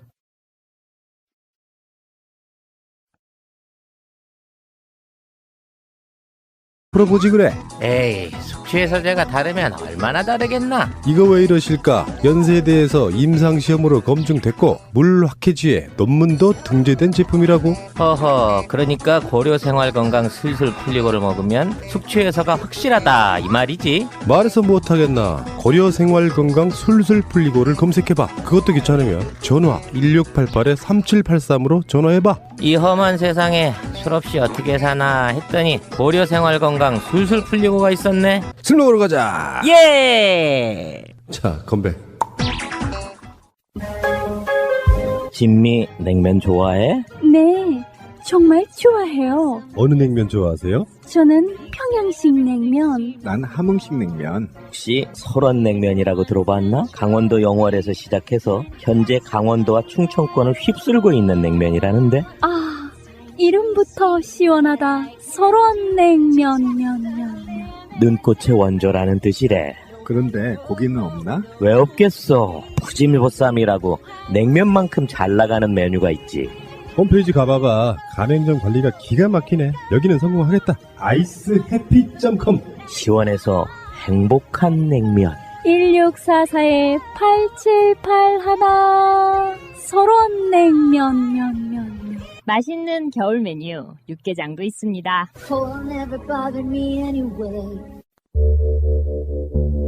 지금부터 당신은 평생 잊을 수 없는 숫자를 듣게 됩니다. 특히 술을 먹은 후 반사적으로 이 숫자가 떠오를 것입니다. 1800-6606 1800-6606 1800-6606 1800-6606 1800-6606 1800-6606 대리운전은 1800-쌍육공육. 아주 그냥 번호가 입에 착착 붙는다. 1800-6606 잊어버릴 수가 없네 번호를. 새가 날아든다 팟빵 1, 2 채널 유튜브 새가 날아든다. 구독하기를 꼭 눌러주세요. 구독하기를 하시면 정말 새가 날아갈 수 있는 힘을 주시는 겁니다. 구독하기는 공짜입니다. 여기서 관심 있게 하나 봐야 될 사람 중에 하나가 진영 전 보건복지부 장관이에요. 제가 계속 얘기했던 분이죠. 네. 이 사람은 지금 더불어민주당의 입당이 거의 확정된 거라고까지 보도가 나오고 있거든요. 그렇죠. 이렇게 되면은 이게 이제 재밌어지는. 유승민 하나만 되면은 이렇게 깔아뭉개면 되는데 그게 이제 삐져 나와서 박근혜의 그런 식이었던 아까 진빈님 표현한 것처럼 무서운 사람이다 했지만 사실은 자기 발목을 자기가 잡게 되는 이런 선거 가 되지도 않을까라고 기대를 좀 해봐요. 그러니까 같은 새누리당 지지자지만 박근혜 너무하네라고 할 수 있는 사람들 꽤 많을 거 아닙니까? 그런 사람들이 모아져서 실제로 새누리당이 대표하는 어떤 그림도 한번 그려보고 싶은데 희망이 있다. 뭐 이런 거예요. 근데 저는 이제 진영에 대해서는 조금 개인적으로 제가 아시는 분이 거기 지역위원장으로 계셔서 오늘 계속 통화를 했는데 지금 전화하실 수 있나요? 아니요. 통화를 해보려고 안 받아요. 안 받는데 이분이 이제 고향이 전북이거든요. 전북이고 김종인 대표랑 고향이 비슷해요. 그래서 이제 그런 얘기들을 해 오는데 제가 볼 때는 진영이 만약에 새누리당 아니면 용산에서 떨어져요. 네, 그렇게 용산에서 압도적으로 이기질 않아요. 그 지역이 새누리당 성향이 매우 강한 지역입니다. 일부 지역이. 그러니까 용산은요, 뭐 동부이촌동이라든가 서빙고동이라든가 한남동 뭐 이쪽은 새누리당을 많이 찍죠. 그렇죠. 예, 근데 약간 이제 그렇지 않은 동네가 있어요. 예, 후암동이라든가 그렇죠. 뭐 해방촌 또 저쪽 마포 쪽으로 붙어 있는 이제 그런 쪽은 새누리당을 잘 안 찍죠.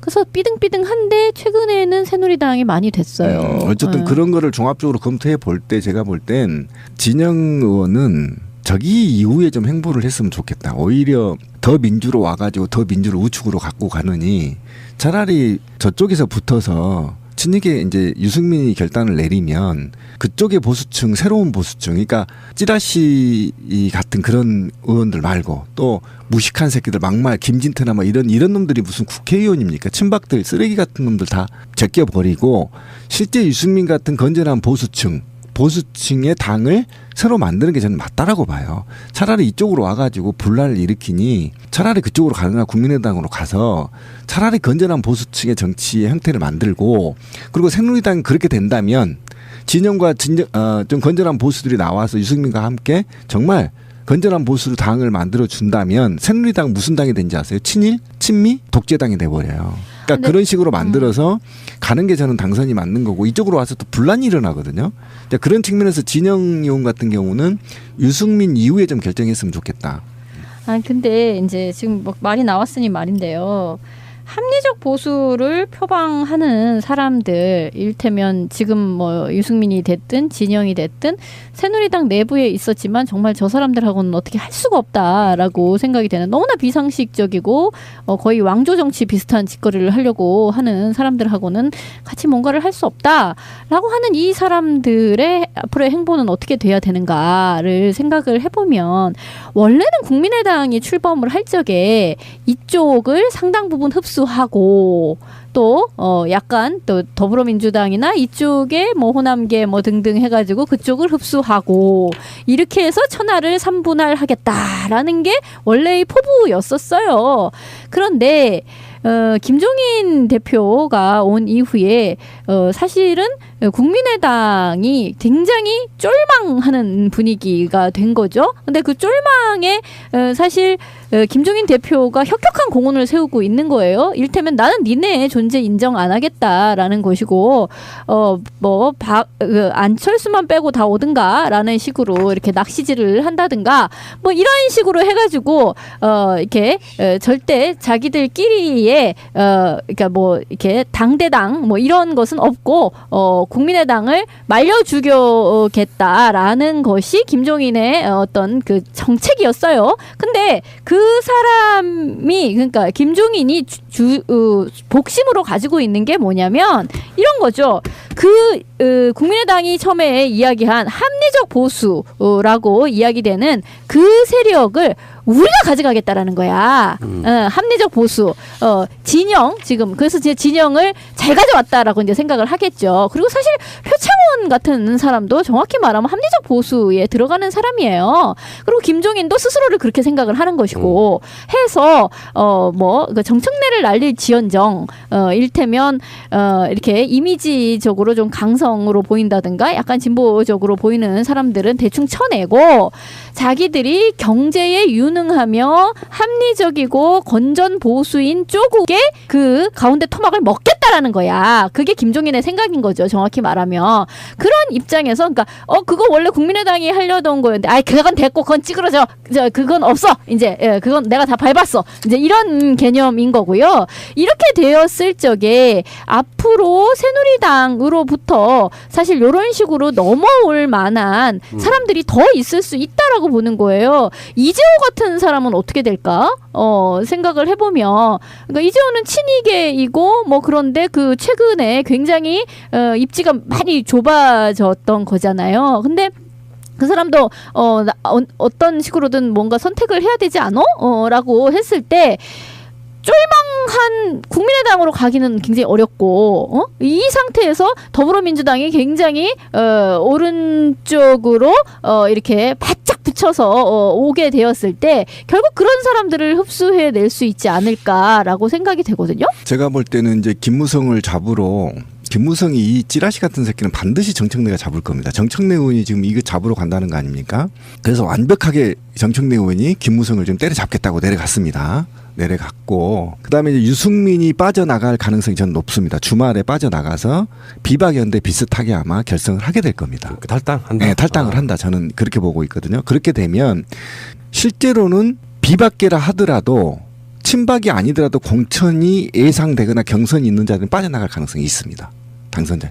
그러면 새누리당은 완벽하게 박근혜 사당이 돼버리는 겁니다. 이렇게 만들어줘야 됩니다. 그래야 이번 싸움에 한번 해볼 만하다. 그게 이제 우리가 생각하는 가장 좋은 시나리오인 거죠. 그 구도가 돼서 새누리당이 엄청나게 흔들리면서 그 안에서 어떤 균열이 일어나고 상당 부분 그러니까 나 더럽고 치사해서 못 해먹겠다. 그 니네가 그렇게 얘기하는 친박인지 나발인지 그거 니들끼리 하고 나는 좀 정상적인 대가리가 박힌 사람으로서 여기에 못 앉아 있겠다라고 하고 나와서 그 사람들끼리의 자체적인 예전에 뭐 친박연대 이런 것처럼 반박연대를 만들든가 하여튼 그런 식으로 되든가 거기에 이제 또 약간의 그 국민의당의 잔류 세력들이 또 그렇게 또 흡수가 될 수도 있어요.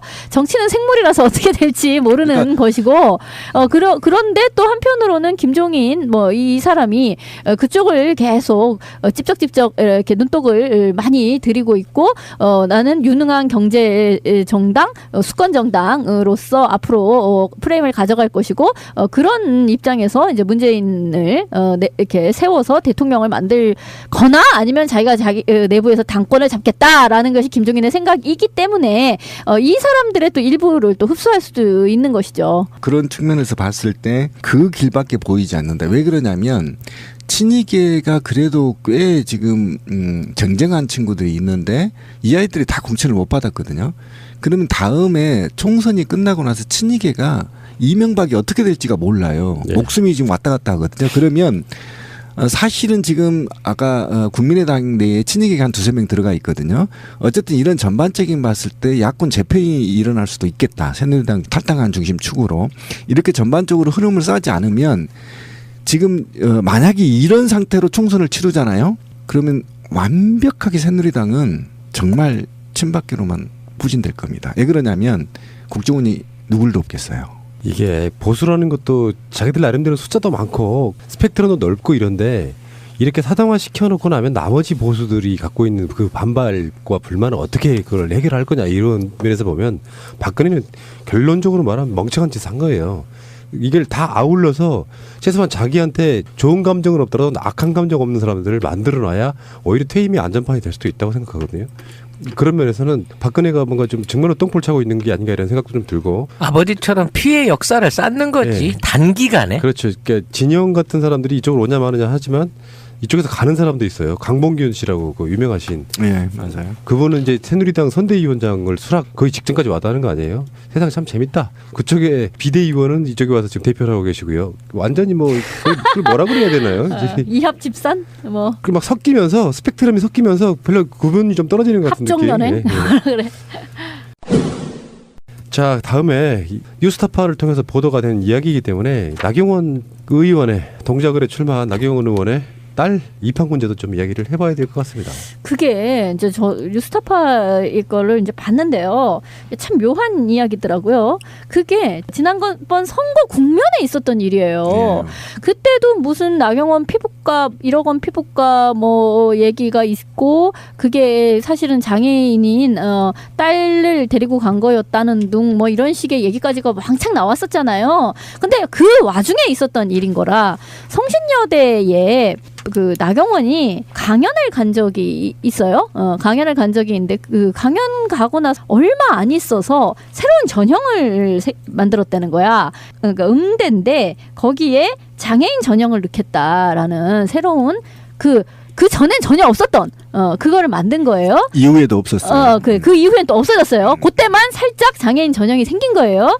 근데 여기에 그 나경원의 딸이 지원을 한 거예요. 근데 원래 이 실기시험, 그러니까 면접 실기시험 이때는요, 자기 신상에 대해서 절대로 뭔가를 얘기를 하면 안 된답니다. 그게 어떤 오디션의 규칙이라고 해요.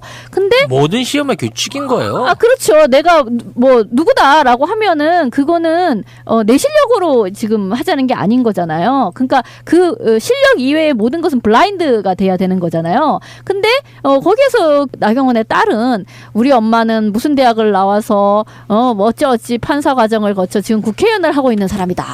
이제 이렇게 얘기를 했다는 거라.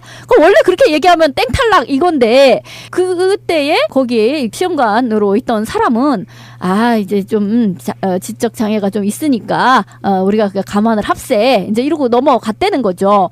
그리고 나서 이제 음악 이렇게 드럼을 치는데 원래 그 드럼은 드럼만 치는 게 아니라 MR 그러니까 그 음악을 이제 뒤에 깔아서 반주 음악을 깔아서 해야 되는데 원래는 그거를 파일 형태로 딱 내게끔 되어 있다는 거예요.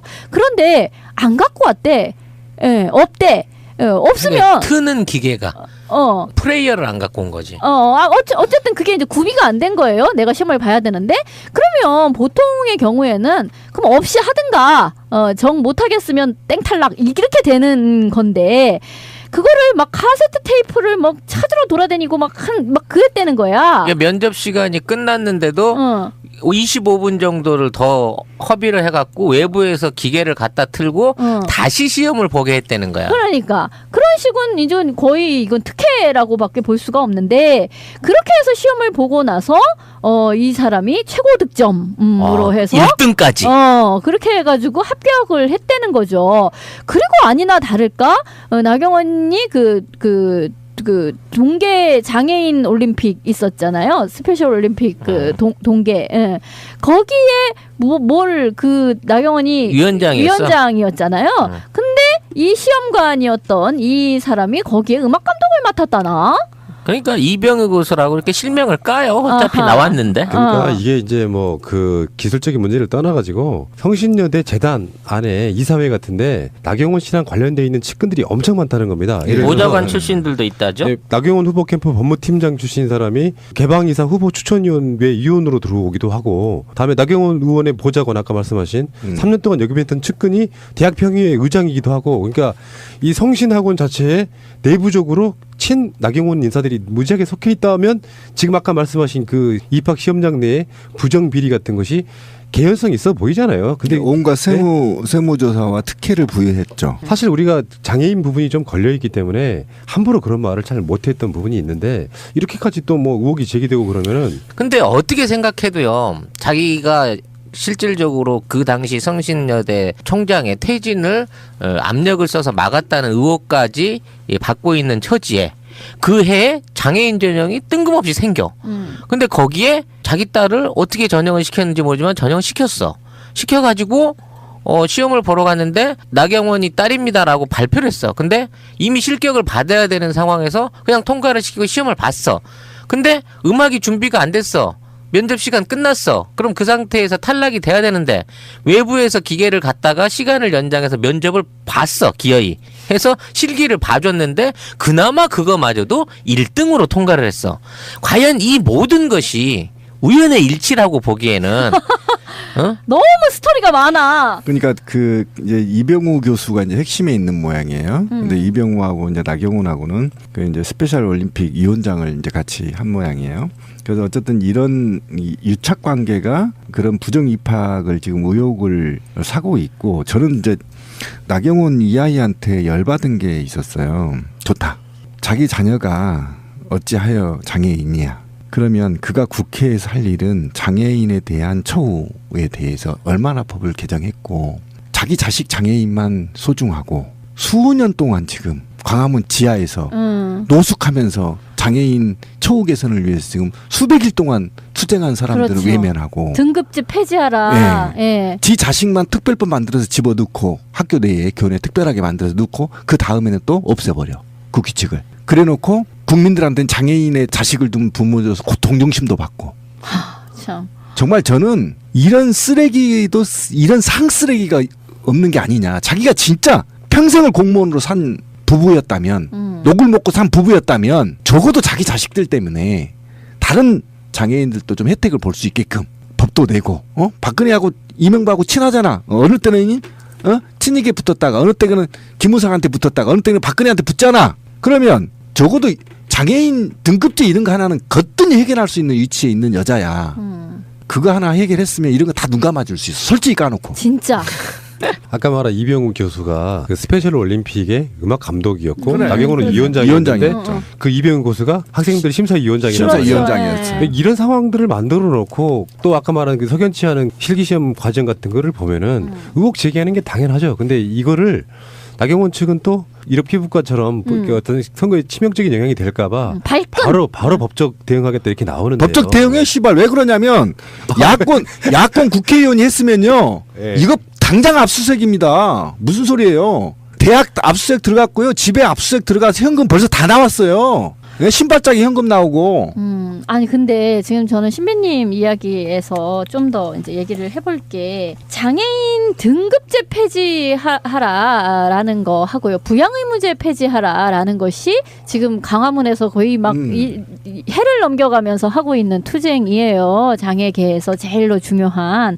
근데 그게 뭐냐면요. 등급제도 등급제지만 부양의무제 같은 경우를 보면은 이런 거거든. 장애인에 대한 어떤 부양의 책임을 기본적으로 가족에게 두고 있는 거예요. 그렇기 때문에 가족이 있으면, 그러니까 그 사람이 부양 의무가 있는 거기 때문에 전반적인 복지 혜택을 다 줄 수가 없다는 거야. 그래서 가족이 없음을 증명해야 그 국가로부터의 복지를 받게 되는 거예요. 그러니까 이걸 폐지를 하라는 이야기거든. 그렇지. 근데 생각을 해보세요. 이건 너무 당연한 거예요. 장애인을 어떻게 살게끔 하는 그 문제는 그게 가족에게 짐이 되는 방식이 돼야 되겠습니까? 사회가 책임을 지는 방식이 돼야 되겠습니까? 당연히 사회가 책임을 지는 방식이 돼야 되는 거죠. 그런데 계속해서 여전히 그 가족이 뭐 어느 정도 생계 유지가 된다고 하면 일단 주었던 복지 혜택도 막 구상권을 청구한다든가 막 이런 식이 되어 있는 거예요. 그러니까 계속해서 가족이 1차적인 책임이 있다라고 보는 법 체계인 거거든요. 그러면 생각을 해보세요. 장애인이라도 같은 장애인이 아닌 거라 금수저 장애인이 있는 것이고 흑수저 장애인이 있는 거예요. 그래서 이렇게 얘기를 하자면 나경원의 딸 같은 경우는 금수저 장애인인 셈이고 그것을 또 본인도 인지하여 그 실기시험에 가서 나는 누구의 딸이다 라고 밝힐 정도인 거죠. 그런 사람에게 있어서는 부모가 알아서 모든 혜택을 없던 혜택을 만들어서 주는 것이고 그렇지 못한 사람들은 가족 이건 뭐 내가 가족이 괜히 있음으로 하여 혜택을 못 받게 되는구나라고 해서 오히려 가족과의 연을 끊게 되는 그런 상황도 있어요. 네, 그렇게 끊어서 이제 시설로 보내거나 이런 경우들이 정말 비일비재하단 말이야. 저는 나경원 씨가 1%라도 억울한 지점이 있을 수 있다고 생각해요. 내가 아는 사람이 주요 요직에 있는 학교에 보내고 싶을 수도 있고 내가 그 학교에 뭐 가기 전에 이미 그 학교에서 장애인 정연이 생겼을 수도 있고 근데 그런 것들인데 왜 하필이면 나경원 씨만큼은 이렇게 어떤 그 특권으로서의 그런 모습들이 너무 자주 보이냐는 거지. 저는 그렇게 생각하거든요. 그러니까 자기는 억울하다 하는데 예전에 왜 그런 이야기 우리가 꽤 많이 들었었잖아요. 무슨 확정 지은 데가 149명인데 친박 성향 후보가 87명이고 비박이 47명. 이고 15명은 뭐 중립 뭐 이렇게 된다는 거잖아요. 그러니까 결국은 그 새누리당 전체에 원래는 마이너 포션이었었거든요. 친박이. 그래서 그 이전에 공천 학살 당하고 친박연대로 나오고 뭐 그 난리가 났었던 거잖아요. 근데 그 마이너 포션이었던 쪽을 다시금 재편을 해가지고 자기 쪽을 많이 늘리고 그리고 나서도 안 되니까 이렇게 공천자들을 매다 꽂는 여기다가 갖다 씹는 식을 해가지고 87명이라고 하면 정말 엄청난 숫자인데 이마만큼을 다 내 사람으로 꽂았다라는 거잖아요.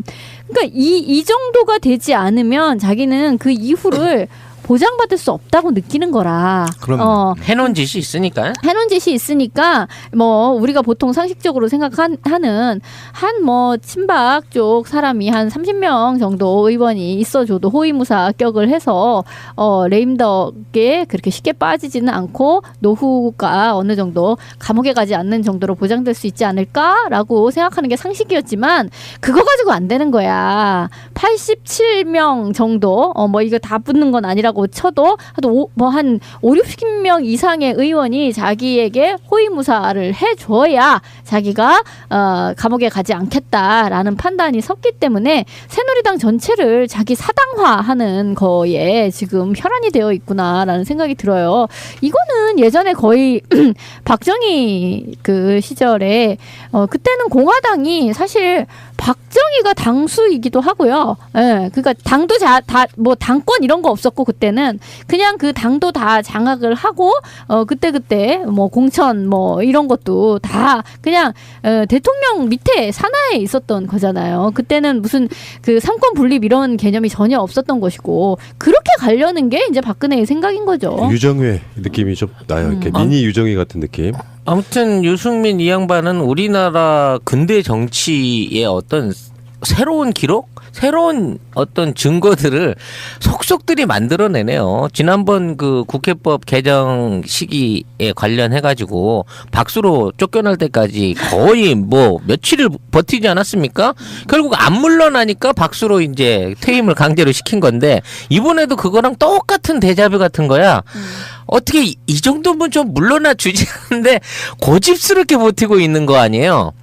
근데 이 상황 하에서 이대로 불출마라든지 의원직 자체를 포기하지 않고 어떤 형태로든지 원내에 진입한다고 하면 이제 비박계의 어떤 확실한 에이스 주자가 될 거고 앞으로 박근혜가 하려고 하는 후반기 정치에 있어서 가장 큰 걸림돌이 될 수 있는 사람이란 얘기지. 그러니까 이건 거의 정치적인 암살에 가까운 짓거리를 하고 있는 거예요, 이거는. 특히나 이번에 그 공천받은 인사들 가운데 물론 뭐 80여 명이다 보니까 많이 섞여 있을 수밖에 없겠지만 그동안 정치하고는 전혀 관련이 없었던 원외 인사들의 어떤 핵심 지역 전략 공천이 눈에 띄게 보인다는 얘기예요. 그러니까 뭐 황우여라든지 뭐 이정현, 최경환 같은 오랫동안 어떤 정치 경력을 쌓아온 이런 사람들보다는 원외에 있던 비서실 출신이라든지 그럼 비서실 출신이면 누구 출신이야?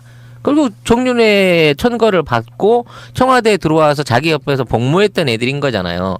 그런 애들을 중심으로 한 원내에 있는 인물들을 원내에 집중적으로 배치를 해가지고 얘네들을 당선시켰을 때 이 친박계 안에서도 이제 다음번에는 재선 3선보다 무서운 초선들이 더 막강한 권력들을 휘두르게 될 공산이 훨씬 커진다는 거예요. 그러니까 지금 있는 이런 친박계 공천 학살을 통해서 만들어진 1차적인 친박 세력들이 뭐 80명, 90명의 숫자에 이른다고 하더라도 그 친박 그룹에 대한 새로운 재숙청, 그러니까 새로 신세대로 올라온 초선 애들이 기존에 있는 구시대의 친박들을 다시 또 권력에서 밀어내는 형태의 어떤 그런 권력 투쟁이 빤히 보여진다는 거죠. 지금 있는 상황으로 봐서는.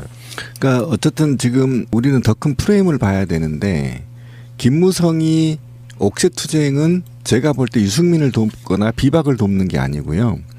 오히려 박근혜의 공천 학살에 동조하면서 마치 박근혜와 맞서는 것처럼 보이지만 실제로 결과물은 친박을 돕고 있고 결정적으로 친박과 김무성은 내부의 거래가 있었겠다. 이걸 유추할 수 있는 게 뭐냐면 어쨌든 지금 옥새투쟁을 한다고 하지만 결과적으로는 유승민 몰아내는데 방점을 찍을 거고 만약에 유승민을 살릴 수 있다라면 때를 늦어버렸다. 김무성이 옥새투쟁하기에는.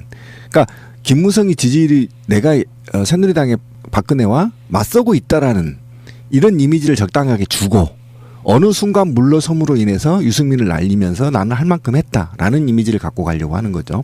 이런 측면에서 봤을 때 여권 내에 권력이 완전히 재편되고 있다. 그럼 이 재편은 왜 필요한가? 13일 이후에 대권 후보가 완전히 바뀐다. 이걸 의미하는 겁니다. 만약에 개헌선까지 가지 않고 그냥 무사통과를 할 수 있는 180석까지만 한다 하더라도 이미 김무성과 유승민은 죽었다고 보는 거고 새로운 대권 후보가 등장하게 될 거다. 그래서 국회의 권력을 완전히 박근혜의 손아귀로 휘어잡게 될 거다. 이게 지금 핵심입니다. 이번 싸움에. 그러니까 이거에 대해서 누구도 박근혜와 친박계는 양보할 수 없는 싸움이고 이건 사활을 건 싸움이기 때문에 유승민과 기타 등등은 제가 볼 때 제거될 거다. 지금 이제 여기서 보여지는 그 방점을 또 하나 봐야 될 게 뭐냐면 김무성이 지금 이제 최고위를 말하자면 승인을 안 하고 버티고 있잖아요. 옥새투쟁이니까. 네, 근데 사실 최고위 입장에서는 3명만 있으면 된대요. 최고위원 중에. 3명만 나와가지고 나머지 의원들하고 가결을 해버리면 이 가결을 할 수 있는 충분한 절차상의 준비는 마련이 돼 있다는 겁니다. 근데 이거를 이제 강행해가지고 하면 김무성이가 어느 정도 면죄부를 받을 텐데 30시간을 못 버티고 나와서 이것마저도 추인을 하고 통과를 시켜버린다 그러면 정말 김무성은 말 그대로 그냥 배알 없는 인간으로 추락을 하게 되는 거고 그나마 난 좀 버텼으니까 그래도 이번 학살에서 난 최후까지 저행했다는 핑계를 만들어내기 위해서는 지금 하고 있는 옥새투쟁 이나마 잘 마무리를 지어서 새누리 자체가 요걸 좀 변칙적인 방법으로 마치 뭔가 좀 부정한 방법으로 통과시키는 것 같은 모양새를 만들어준다고 하면 그나마 김무성은 좀 얻는 게 있을 것이다라는 걸 보게 되는 거고요. 지금 뭐 이런 사태가 있게 만든 또 가장 중요한 인물 하나가 윤상현 아니겠습니까? 근데 희한한 건 말이죠. 윤상현의 지역구에다가 아직도 공천을 안 했다는 거예요. 그러니까 윤상현을 공천에서 배제한다라고 얘기는 해놨지만 윤상현 지역구에 그럼 대체자로 누구를 꼽겠다 하는 거를 안 정하고 있다는 겁니다. 이거는 준비할 수 있는 시간을 뺏는 아까 그 신비님이 말씀하시는 고도의 스킬을 발휘함과 동시에 별로 사이즈가 안 되는 애를 윤상현 지역구에다가 나중에 공천을 함으로 인해서 윤상현이 스스로 나중에라도 무소속으로 출마를 해가지고 거기에 돌아올 수 있는 그 개구멍을 뚫어주는 뭐 이런 수의 꼼수가 아닌가 하는 의심을 또 받고 있다는 거죠. 공천을 안 할 그렇게 할 겁니다. 공천 안 하고 살아오게 만들 겁니다. 왜 그러냐면 윤상현이 현재 원우철과 박근혜에 가장 가까이 있는 사람이거든요. 반드시 살려줘야만 할 이유가 있어요. 그래서 아마 그럴 가능성이 매우 높아요. 공천하지 않고 무소속으로 살아서 돌아오게 만들려고 하는 공작이 있는 거고. 그러면 또 윤상현은 자기도 공천 학살을 당했지만 스스로 험지에서 스스로 살아 돌아왔다고 또 정치적 이력으로 내세울 거 아니야. 아니면 그렇지 않아도 이제 보궐에 내보내서 또 당선될 수도 있고 어쨌든 그거는 뭐 여유가 있으니까. 왜 그러냐면 지금 거의 뭐 70% 이상을 친박계로 공천을 한 이상 이미 제가 볼 때는 지금 상태에서도 박근혜는 할 일 다 했다. 전 이렇게 봐요. 이제 꽃놀이표만 뽑지도 않았는데 네. 이제 가슴을 쓸어내리면서 됐어. 유승민 저 새끼만 죽여. 그렇죠. 그런데 사실은 그 이항구가 결단을 내려라. 이 말은 대구 구민과 대구 구민한테 경고하는 겁니다. 감히 박근혜가. 사실은 우리 공주는 이미 유승민을 살려줄 마음이 없다. 그러니 우리 공주의 손에 피 묻히지 말고 내 손에 피 묻히지 말고 유승민 스스로 나가라. 그렇지. 이렇게 지금 얘기하는 겁니다. 그거는 유승민한테 얘기한 게 아니에요. 대구 TK 국민들한테 얘기한 겁니다. 나는 버렸기 때문에 당신들이 선택해라. 유승민을 선택하든 박근혜를 선택하든 이렇게 협박을 하고 있는 거거든요. 그러니까 정말 무서운 거고 박근혜가 얼마만큼 지금 자신이 이후에 퇴임 이후에 또는 내임덕 이후에 당할 것을 이미 고려해서 포진했다. 그리고 이걸 막을 길이 제가 볼 때는 없다. 박근혜가 이길 가능성이 매우 높다. 저는 이렇게 봐요. 여보, 우리도 차 한 대 사자. 휴가철에 놀러 한번 제대로 못 갔어. 우리가 돈이 어딨냐? 그리고 딜러들 믿기도 힘들고 말이야. 이번에 새날에서 광고하는 중고차 이야기 한번 가보자. 중고차 이야기? 허위 매물 없는 200% 품질 보증제를 실시하는 곳이래요. 중고차 이야기를 검색하세요. 1666에 8546 나는 중고차 이야기에 차 팔러 가야지.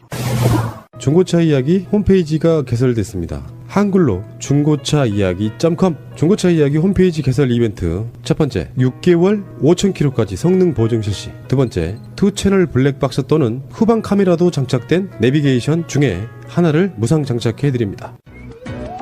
자네는 술 먹고 어떻게 푸나?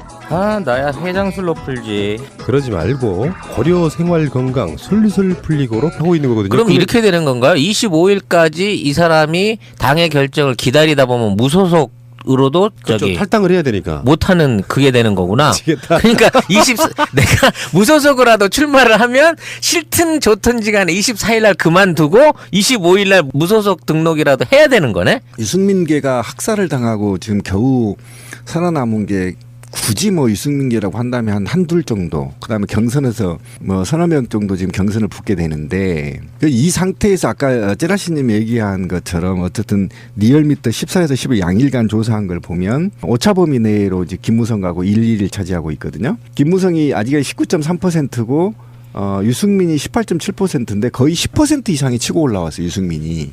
그러니까 시간을 끌면 끌수록 유승민한테 유리할 거냐 박근혜한테 유리할 거냐의 문제에 달려 있는 건데, 제가 볼 때는 이번 주말 넘기면 안 됩니다. 유승민이 결단을 해야 되는데, 저는 이제 유승민계가 퇴출되면서 학살을 당하면서 유승민 수장한테 야 탈당하자 이렇게 이제 메시지를 계속 던지고 있지 않습니까, 공개적으로. 그러면 저는 과감히 비박연대를 만들어 친이계랑 합쳐서 비박연대를 만들어서 대응해야 된다고 보고, 그다음에 또 여기에 사실은 MB 쥐새끼 새끼가 또 한마디 했어요. 나라도 어려운데 숙청시킨다고. 이재호랑 다 붙어서 당을 전 만들어야 된다. 만들어서 새누리당과 경상도 지역에서 싸워서 이겨야 된다라는 게 저는 강력하게 주장하고 있는 겁니다. 그렇지 않으면 유승민이 혼자 공천을 받는다 하더라도 당 내에서 힘이 없습니다. 제가 그랬잖아요. 정치란 나를 따르는 자의 밥숟가락을 주는 거라고. 근데 그 부분은 만약에 대중적 인기도가 높아지면은 또 개파가 생겨요. 나중에 이 쥐새끼 같은 놈들이 박근혜 물러가고 난 뒤에 자기도 정치적 보장을 위해서 유승민계가 자발적으로 되기도 하고, 문제는 국민의힘이라고 생각하는데. 하기야 친이계가 많이 돌아섰더라, 친박계로. 예, 유승민계라고 불리고 있는 조혜진이 탈당을 하면서 유승민한테 이야기를 했나 보죠. 탈당해라. 유승민 입장에서는 이제 뭐 잘 알아서 뭐 해주길 바란다 이렇게 탈당을 약간 좀 찬성하는 듯한 그런 느낌으로 이제 대기를 하고 있는데, 실제로 지금 이 공천에서 뭐 일부는 탈락된 사람도 있고 공천 받은 사람도 있고 그런데, 여기 핵은 사실 알고 보면은 유승민도 유승민이지만 저는 이재호라고 보거든요. 그렇죠, 이재호죠. 그러니까 이게 이제 친이계의 몰락이라고 할 수 있는 거잖아요. 살생부안에 들어있었던 이름이었기 때문에 정도는 살았는지 모르겠는데, 이재호는 상징적으로 이렇게 잘라내버렸고, 이런 사람들이 사실 핵심이 될 수 있는 부분이 이제 안철수의 존재가 좀 드러나는 부분이 있어요. 그렇죠. 거기서 이제 잘린 사람들 다 우리한테 와라 이런 거 아닙니까? 네, 이미 손 벌렸더라고요. 이삭죽기라고 표현을 하더군요. 아주 그냥 풍성해, 아주 사냥거리가. 원내 뭐 교섭단체 정도가 아니겠어, 이렇게 나가면. 넉마주의 당이. 그런데 안철수한테는 안 갈 거예요. 우리가 생각했을 때 안철수는 그 사람들이 보기엔 아무것도 아닌 껌이거든. 솔직히 말해서 누가 이재호 같은 사람이 국민의당 가서 차라리 무소속으로 나가면 당선돼요. 비박연대 만들면 돼요. 네. 네. 그러니까 안철수 쪽으로 가기는 힘들어요, 현실적으로. 그러니까 그러겠지. 안철수가 생각했던, 우리가 또 요구했던 새누리당 찌끄러기들 모아서 더 우측 클릭을 잡아먹어라 이렇게 했지만, 그러니까. 사실 현실적으로 불가능할 거라고 봐요. 근데 어쨌든 양당에서 유승민을 러브콜을 하는 모양이에요. 네, 서로 이제 접촉을 하는 모양인데, 어쨌든 제가 볼 때 유승민은 안 가고 비박연대 형성한 다음에 비박연대를 형성할 거고, 아니면은 참고 혼자라도 공천 받고 살아날 것인지, 아니 근데 관전 포인트는 이거네요. 25일까지 이미 이 새누리당 입장에서는 안 주겠다, 결정 안 나겠다, 너의 결정에 맡기겠다고 했으니 예상이에요, 예상이에요. 그렇게 아니 근데 그렇게 몰고 갈 것 같은데 뭐 분위기가. 주말에는 아마 결정해야 될 거예요.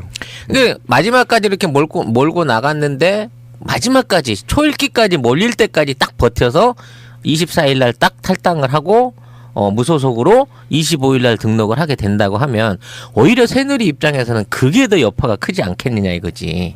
그러니까 지금은 언론의 사정권 안에 지금 유일하게 바라보고 있는 게 유승민이에요. 그렇다 보니까 어떤 행보를 취해도 이게 이슈가 될 수밖에 없는 상황이라서 박근혜가 이상한 고집 부리다가 지금 자기 꾀에 자기가 넘어지고 있는 그런 형세거든요.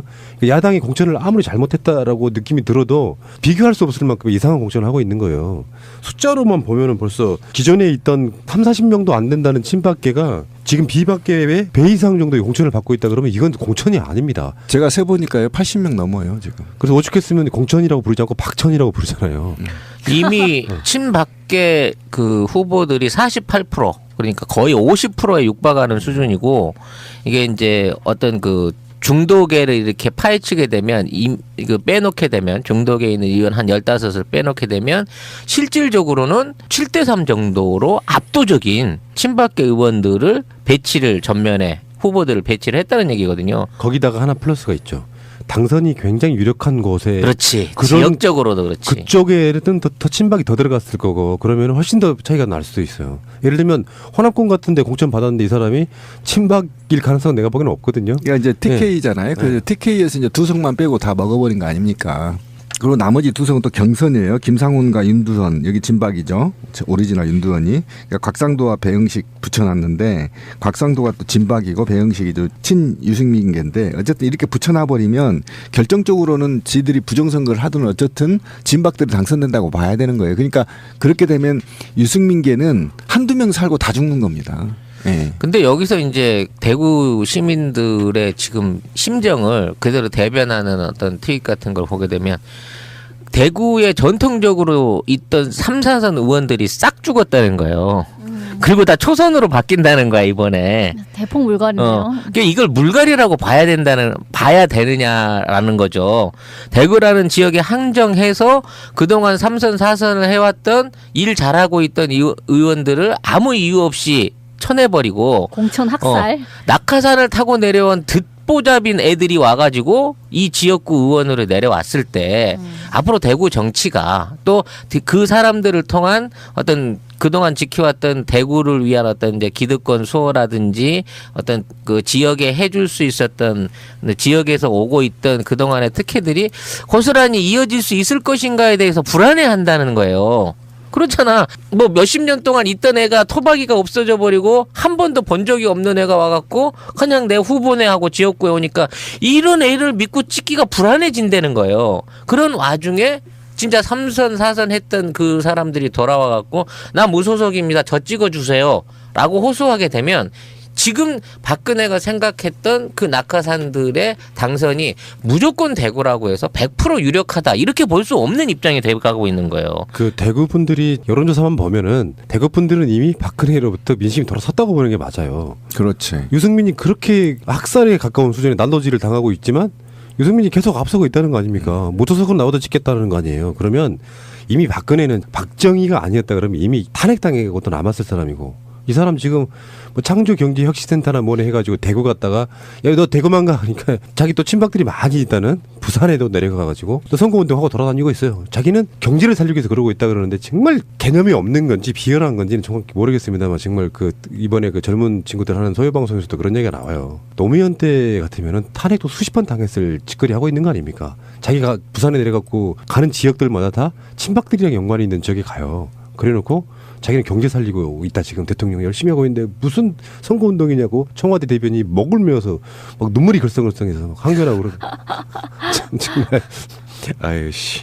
그러니까 어쨌든 이 전쟁에서 새누리당 내부에 박근혜가 4월 13일 이후에 레임덕에 들어가는 거냐 아니면 권력을 사실상 빼앗기고 대선 체제로 들어갈 거냐 그리고 그동안에 폭정들을 어떻게 지키느냐의 관건이기 때문에 사실은 어떻게 보면 저는 박근혜는 몸부림을 치고 있다 이렇게 봐야 되는 거고 제가 정말 싸가지 없고 건방지다고 하는 것은 김무성과 유승민계라는 겁니다. 비박계 이재호랑. 우리 방송에서 수없이 김무성이 처받아야 할 때 무릎 꿇고 유승민이 박아야 될 때 안 박고 이재호 덤벼야 될 때 안 덤벼서 지금 이 모양이 됐다. 제가 볼 때는 지금 공포정치의 극치를 향해 달리고 있거든요. 이재호도 쫄았다. 난 유승민도 쫄았다. 쓰레기들. 김무성도 쫄았다. 지금 김무성이 결국 해봐야 열석도 못 챙겼어. 지들이 손 잡고 70석이 넘었거든. 원래 진박이 한 25석 정도 되고요. 범친박 합치면 한 45석 정도 됐거든. 그럼 157석에서 거의 대부분이 비박이라고. 그러면 지들이 뭉쳐가지고 저항을 했었어야 돼. 그런데 이제 공천 학살 당하고 나서 무소속으로 나가 있다고? 난 이해를 못하겠어 이 아이들을. 지금 보니까 국정원에 공작이 시작됐다고 보여지는 게 그럼 지금 새누리당 사업에요. 어버이연합이 몰려가서 김무성 사퇴하라고 지금 데모를 하고 있는데 하고 있는데요. 이걸 줘놓고 여기서 이제 다시 찌르는구나. 그 들고 있는 피켓의 내용을 보니까 이런 거예요. 2013년 기자 성추행 사건 김무성 즉각 사퇴하라. 맞아요. 공천 싸움 집안 싸움 새누리당 각성하라. 각종 비리 연루 김무성은 즉각 사퇴하라. 이런 식으로 김무성이 30시간 버티기 하고 있잖아요. 그걸 못 참고 또 요원들을 투입하시는 거죠. 아바타 요원들 있잖아요. 투입해서 김무성 사퇴하라고 데모를 하고 있는. 근데 이 싸움에 이게 얼마나 그러니까 정치라는 게 얼마나 모략이 판치냐면 지금 국민들이 여론이 새누리당의 공천 학살이 박근혜가 개입돼 있다. 안철수도 지금 기자회견까지 해버렸거든요. 그러니까 안철수가 이건 박근혜의 학살이다 이렇게까지 얘기할 정도로 국민적 정서가 지금 매우 안 좋은 상태입니다. TK에서도 쥐가 뭔데 저렇게 학살하냐 지역 일꾼 뽑겠다는데 이러면서 이제 지역에서 반발을 하다 보니까 이걸 잠재워야 되거든요. 그러니까 이걸 잠재우려면 공천의 싸움의 주체가 김무성이라는 거 각인시켜야 되거든요. 이 프레임 싸움이거든요. 그럼 이 사람들이 집회하고 보수 언론들이 다뤄주고 이렇게 때려주면 김무성이 이 갈등의 축이 돼버리는 것처럼 이미지를 더 씌우려고 하는 거라고. 이건 정말 고도의 모략이거든요. 김무성이 내가 볼 때는 이 당할 수도 있어요. 정말 박근혜는 무서운 사람이구나라는 생각이 들어요. 그러니까 지금 이 하는 꼴을 봐서는 거의 내부 숙청의 상태로 돌입을 한 건가라는 생각이 드는 것이고 지금 공천 트위터가 진짜 언론입니다. 새누리당. 난 새누리당을 보면은 참 저 사람들이 사람들인가 싶은 생각도 좀 들고요. 유승민 공천을 지금 안 해주고 있잖아요. 네, 미룰수록. 오류 이러고 있죠. 보통 이제 언론은 어떻게 표현하냐면 이한구하고 김무성이 서로 미루게 하고 있다라고 표현하는 부분도 있지만 너 나가주거나 불출마 선언해라고 시간 주는 거. 이한구가 얘기했어요. 네가 먼저 결정하라고 지금 했어요. 이 시간대. 네가 결정하는 게 빠르다. 뭐 이런 말도 안 되는 정당이 다 있습니까? 아니 그런데 신비님 트위터에 너무 재밌는 말이 있는 거야. 유승민이 연락이 안 된다. 새벽에 나가서 연락이 안 된다. 그러니까 잠적설이잖아요. 그걸 보고는 신비님이 이 사람 어떻게 뭐 당한 거 아니냐. 빨리 이걸 찾아봐야 된다. 막 이렇게. 그래서 신변확보를 하라고 제가 계속 했더니 리트시 많이 됐잖아요. 근데 기사가 나왔어. 뭐라고? 모처에서 확인 가능하다고. 아니 나는 갑자기 성완종 씨 생각났고요. 그러니까 국정원 직원 생각났고요. 그분 아니 근데 그 전전날인가 예비군 훈련 끝나고 자살로 추정되는 시신이 발견됐잖아요. 예비군 훈련 끝나고. 그 생각이 갑자기 오버랩되는 거야. 막 나는. 예비군 훈련을 받다 없어진 사람이 자살을 한 사체로 근처 건물 지하에서 발견이 됐는데 이 결박이 돼 있는 상태로 목을 메고 죽은 거예요. 이게 뒤로 손이 묶인 상태에서 이 사람이 죽었는데 자살은 절대 아니네. 아니 근데 이제 거기에 대해서는 경찰이 이건 스스로 묶을 수 있는 매듭의 형태다라고 하면서 자살로 인정을 몰고 가고 있는 건데 난 이 사람이 뭐 특별한 사람인가 싶은 거야. 왜 이런 일반인의 죽음이 이렇게 드러나나 하는 거부터 이상하기도 하지만 정말 자살을 할 사람이 예비군 훈련을 받다 말고 근처 건물 지하에 들어가서 목을 메고 그것도 자기 손을 결박한 채로 죽었다. 나는 이런 류의 죽음이 본 적이 없거든. 그러니까 자기 손을 결박하고 죽을 수는 있답니다. 내가 그래요? 생각 그건 가능하죠. 왜냐면 이제 자기 목을 혹시나 본능적으로 살라고 할까봐 그렇게 하는 경우는 있다고 하는데 이 사람은 너무 꼼꼼하게 생일 파티 준비를 앞두고 그렇게 죽는 건 이해가 안 간다고. 이거는 과도한 음모론일지 모르겠는데 뭐 망자도 계시고 그런데 이런 거 있잖아요. 역으로 생각해 보면은 그 자체가 논란을 주는 행위잖아요. 경찰이 발표가 자살일로 일부러 몰아갈 것 같으면 사람들이 막 거기에 의혹을 막 제기하고 이런 상황. 그래서 이게 어떤 그 혼란스러운 전국을 덮으려고 하는 확대되어진 사건 이렇게 보이기도 해요. 하도 이게 험난한 세상을 살고 있기 때문에 지금 워낙에 전국에 덮을 것들이 많고 뭐 그렇다 보니까 그런 것 같기도 한데 어쨌든 간에. 어머, 청아, 너 젊어지네? 명인, 오랜만이야. 하마터면 너 모르고 지날 뻔했어. 젊은 동안 미인이라서. 아, 젊게 혈관 나이를 줄이기 위해 참 좋은 청아, 야채 따로 사서 먹었지. 그래? 청혈 주스 말이야? 그렇지. 젊게 혈관 나이를 줄여주는 청아, 야채를 사서 먹었지. 고지혈 있으세요? 뒷목이 뻣뻣하세요? 피곤하세요? 변비가 있으세요? 나만의 동안미인 혈관 나이를 젊게 하는 청혈 주스 참 좋은 청아 야채 1588-6452 명인허브 홈페이지를 방문하세요. 명인이 만든 명인허브 참 좋은 청아 야채. 자매품 해독 주스 참 좋은 하루 야채도 있습니다.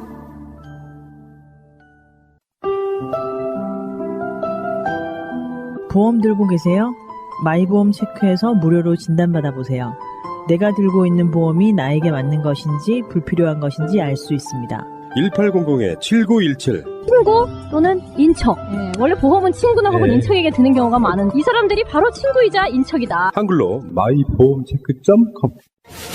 위시플렉스에서 이번에 홍보하고자 하는 프로젝트는 노유진의 정치 카페 후원합시다입니다. 노유진의 정치 카페의 열혈 애청자분께서 등록해주신 프로젝트인데 평소 이 방송을 들으면서 고마움과 미안함을 느꼈다고 합니다. 후원금을 모아 전달하는 것만으로 이 마음을 전달하고 제작진을 응원하고 싶다고 합니다. 건강한 독립 미디어들이 더욱 힘을 낼 수 있도록 많은 청취자분들이 위시플렉스 후원에 참여해주시면 감사하겠습니다. 위시플렉스는 지갑을 열지 않고도 매주 500원씩 후원할 수 있습니다. 아이쇼핑을 즐기면 매주 500원의 후원머니가 생겨나고 갖고 싶은 상품을 할인도 받을 수 있습니다. 검색창에서 위시플렉스를 검색하시거나 위시플렉스.net으로 접속해 주시면 됩니다. 중소기업이 대기업 후원하는 것도 아니고 우리가 노유진의 정치 카페를 후원하자는 광고를 하게 되네. 법치주의를 완전히 짓밟은 거라고 봐요. 새가 날아든다의 홈페이지는 www.birdfly.co.kr birdfly.co.kr 많은 분들의 가입과 참여를 바랍니다. 어쨌든 유승민 이항구가 이제 최종적으로 최후 통첩을 했습니다. 유승민한테 네가 당 사정 잘 알고 있으니까 네가 결정해 이런 건데 저는 족반화장이라고 생각해요. 지금 박근혜가 제가 우리 방송에서 계속 얘기했던 건 친박이 50석에서 합의 볼 거다 이렇게 얘기했잖아요. 사실 그래서 당선 여부 봐서 한 40석에 45석 정도 차지하면 자기 노후는 보장된다. 보험금은 탔다 이렇게 이제 얘기를 했던 건데 지금 친박계가 80석을 넘어가고 있어요. 너무한 거잖아. 네, 이 상태에서 또 모자라서 지금 지역 민심이 들끓고 있는데 오늘은 또 이항구가 네 당 사정 알잖아. 너 죽이려고 한 거 맞아. 네가 결정해 임마. 알아서 겨 이거잖아요. 아니 그건 더 비열한 거 아닌가? 왜냐면 완전 쓰레기시죠 이거는. 왜냐면 진짜. 차라리 공천을 안 시켜주면 되잖아. 자기 마음에 안 들면 자기 당 방침과 다르다면. 그래놓고 초미의 관심사가 되고 있는 그 사람한테 네가 알아서 나가주길 바래. 이게 무슨 말이야. 이런 거지. 내 손 더럽히기 싫다는 거예요. 내 손이 아니라 박근혜 손. 내 식구로 있던 애가 있었는데 얘가 나한테 약간 개겼어. 그러니까 내 수족같이 쓰던 애를 칼질을 해가지고 그 주변에 있는 수족을 다 죽이고 저만 딱 남아 있는 건데 요것도 이제 죽여야겠는데 얘를 죽이면 주변에 있는 민심이 뒤숭숭 할 것 같거든. 너 이제 좀 자살을 해주면 안 되겠니? 라고 지금 강요를 하고 있는 거란 말이지. 그러니까 이게 사극으로 이런 장면이 나온다 그러면 진짜 비열한 놈이라고 우리가 욕을 할 거 아니야. 돌아가신 분이 딱 그 짝이잖아요. 알고 보면은 이승민이 딱 그 짝이라고 묶여진 상태에서 자살을 강요당하고 있는 딱 그 느낌이잖아요. 지금 유승민 입장에서는 정말 황당할 것 같은데 사실 이항구가 그렇게 하고 있는 이유도 유승민을 공천 안 시켜주면 불어오는 역풍들이 있잖아요. 지금 초미의 관심사 중에 하나라서 박근혜가 유승민을 싫어해서 그렇다고 일반 시민이 보기에는 유승민이 뭔가 나쁜 이미지를 갖고 있는 정치인이 아니고 할 말을 하는 정치인인데 공천은 못 해주겠다 이런 분위기로 정말 공천 탈락을 시켜버리면 수도권 같은 데서는 불을 보듯 뻔하게 역풍이 불 거고 대구에서도 아직까지도 친 유승민 정서가 남아있는 상황에서 네가 알아서 나가주길 바래 이러는 거는 정말 비열의 끝을 보여주고 있는 거잖아요 지금. 그러니까 그런 거예요. 아무리 내가 김무성을 조져도 결국에는 박근혜가 공천한 사람 당선될 거야 이 얘기입니다 지금. 여기서 상대적으로 비열해 보이는 인간이 김무성이잖아요. 아 김무성이는 아주 쓰레기입니다. 걔는 찌라시도 안 돼요. 제가 볼 때 진짜 쓰레기인 게 뭐냐면 그동안에 침묵하고 있다가 찌라시계가 원하는 수만큼 사실은 다 공천했어요. 그래놓고 겉으로는 친 김무성계가 만약에 학살당한 것처럼 포장을 하지만 실제로는 지가 받을 거 다 처발랐죠. 그리고 사실은 친 김무성계와 친박계가 다 지금 오늘 현재 139석까지 거의 대부분 차지했거든요. 그리고 친 유승민계와 친이계는 거의 학살을 시켜버렸죠. 그래놓고 이제 와서 발끈하는 거야. 발끈하는 이유는 뭐냐면 쇼입니다. 쇼. 유승민한테 시간을 이양구나 박근혜 이 새누리당이 시간을 벌기 위한 쇼라는 거죠. 왜 그러냐면 시간이 갈수록 누구한테 유리해요? 박근혜한테 유리합니다. 박근혜한테 유리하기 때문에 왜 유리하냐면요. 비박이 나가서 당을 만들기 위한 준비를 할 수 없도록 시간을 계속 딜레이 시키는 겁니다. 진짜 야비한 놈들이에요. 차라리 빨리 자를 놈 잘라서 비박연대 만들어서 무소속 나가서 당선되게 하거나 또는 비박을 만들어서 오히려 더 국민의당과 합류해서 거대당을 만들거나 지역정당을 넘어서 전국정당을 만들거나 등등의 여지를 빨리 줘야 되는데 질질 끌음으로 인해서 오히려 비박계를 만들기 위한 시간을 줄여주고 더더욱이 여론을 계속 환기시켜 나가는 겁니다. 그래서 유승민이 오히려 새누리당이 집권하는 데 있어서 또는 과반을 이상 차지하는 데 있어서 걸림돌처럼 만들어버리려는 고도의 술책이란 말이에요. 그래서 김무성이 이게 완전 쓰레기라는 겁니다. 근데 사실 유승민 의원 입장에서는 정말 억울하고 화나고 막 꼭 뭐라고 말로 표현할 수 없을 만큼 분노스럽겠지만 이게 희한한 게 민심이라고. 이렇게 짓밟히면 짓밟힐수록 지지율이 계속 올라간단 말이야. 이제는 김무성을 추월해버렸어요. 여권 대선 주자에서.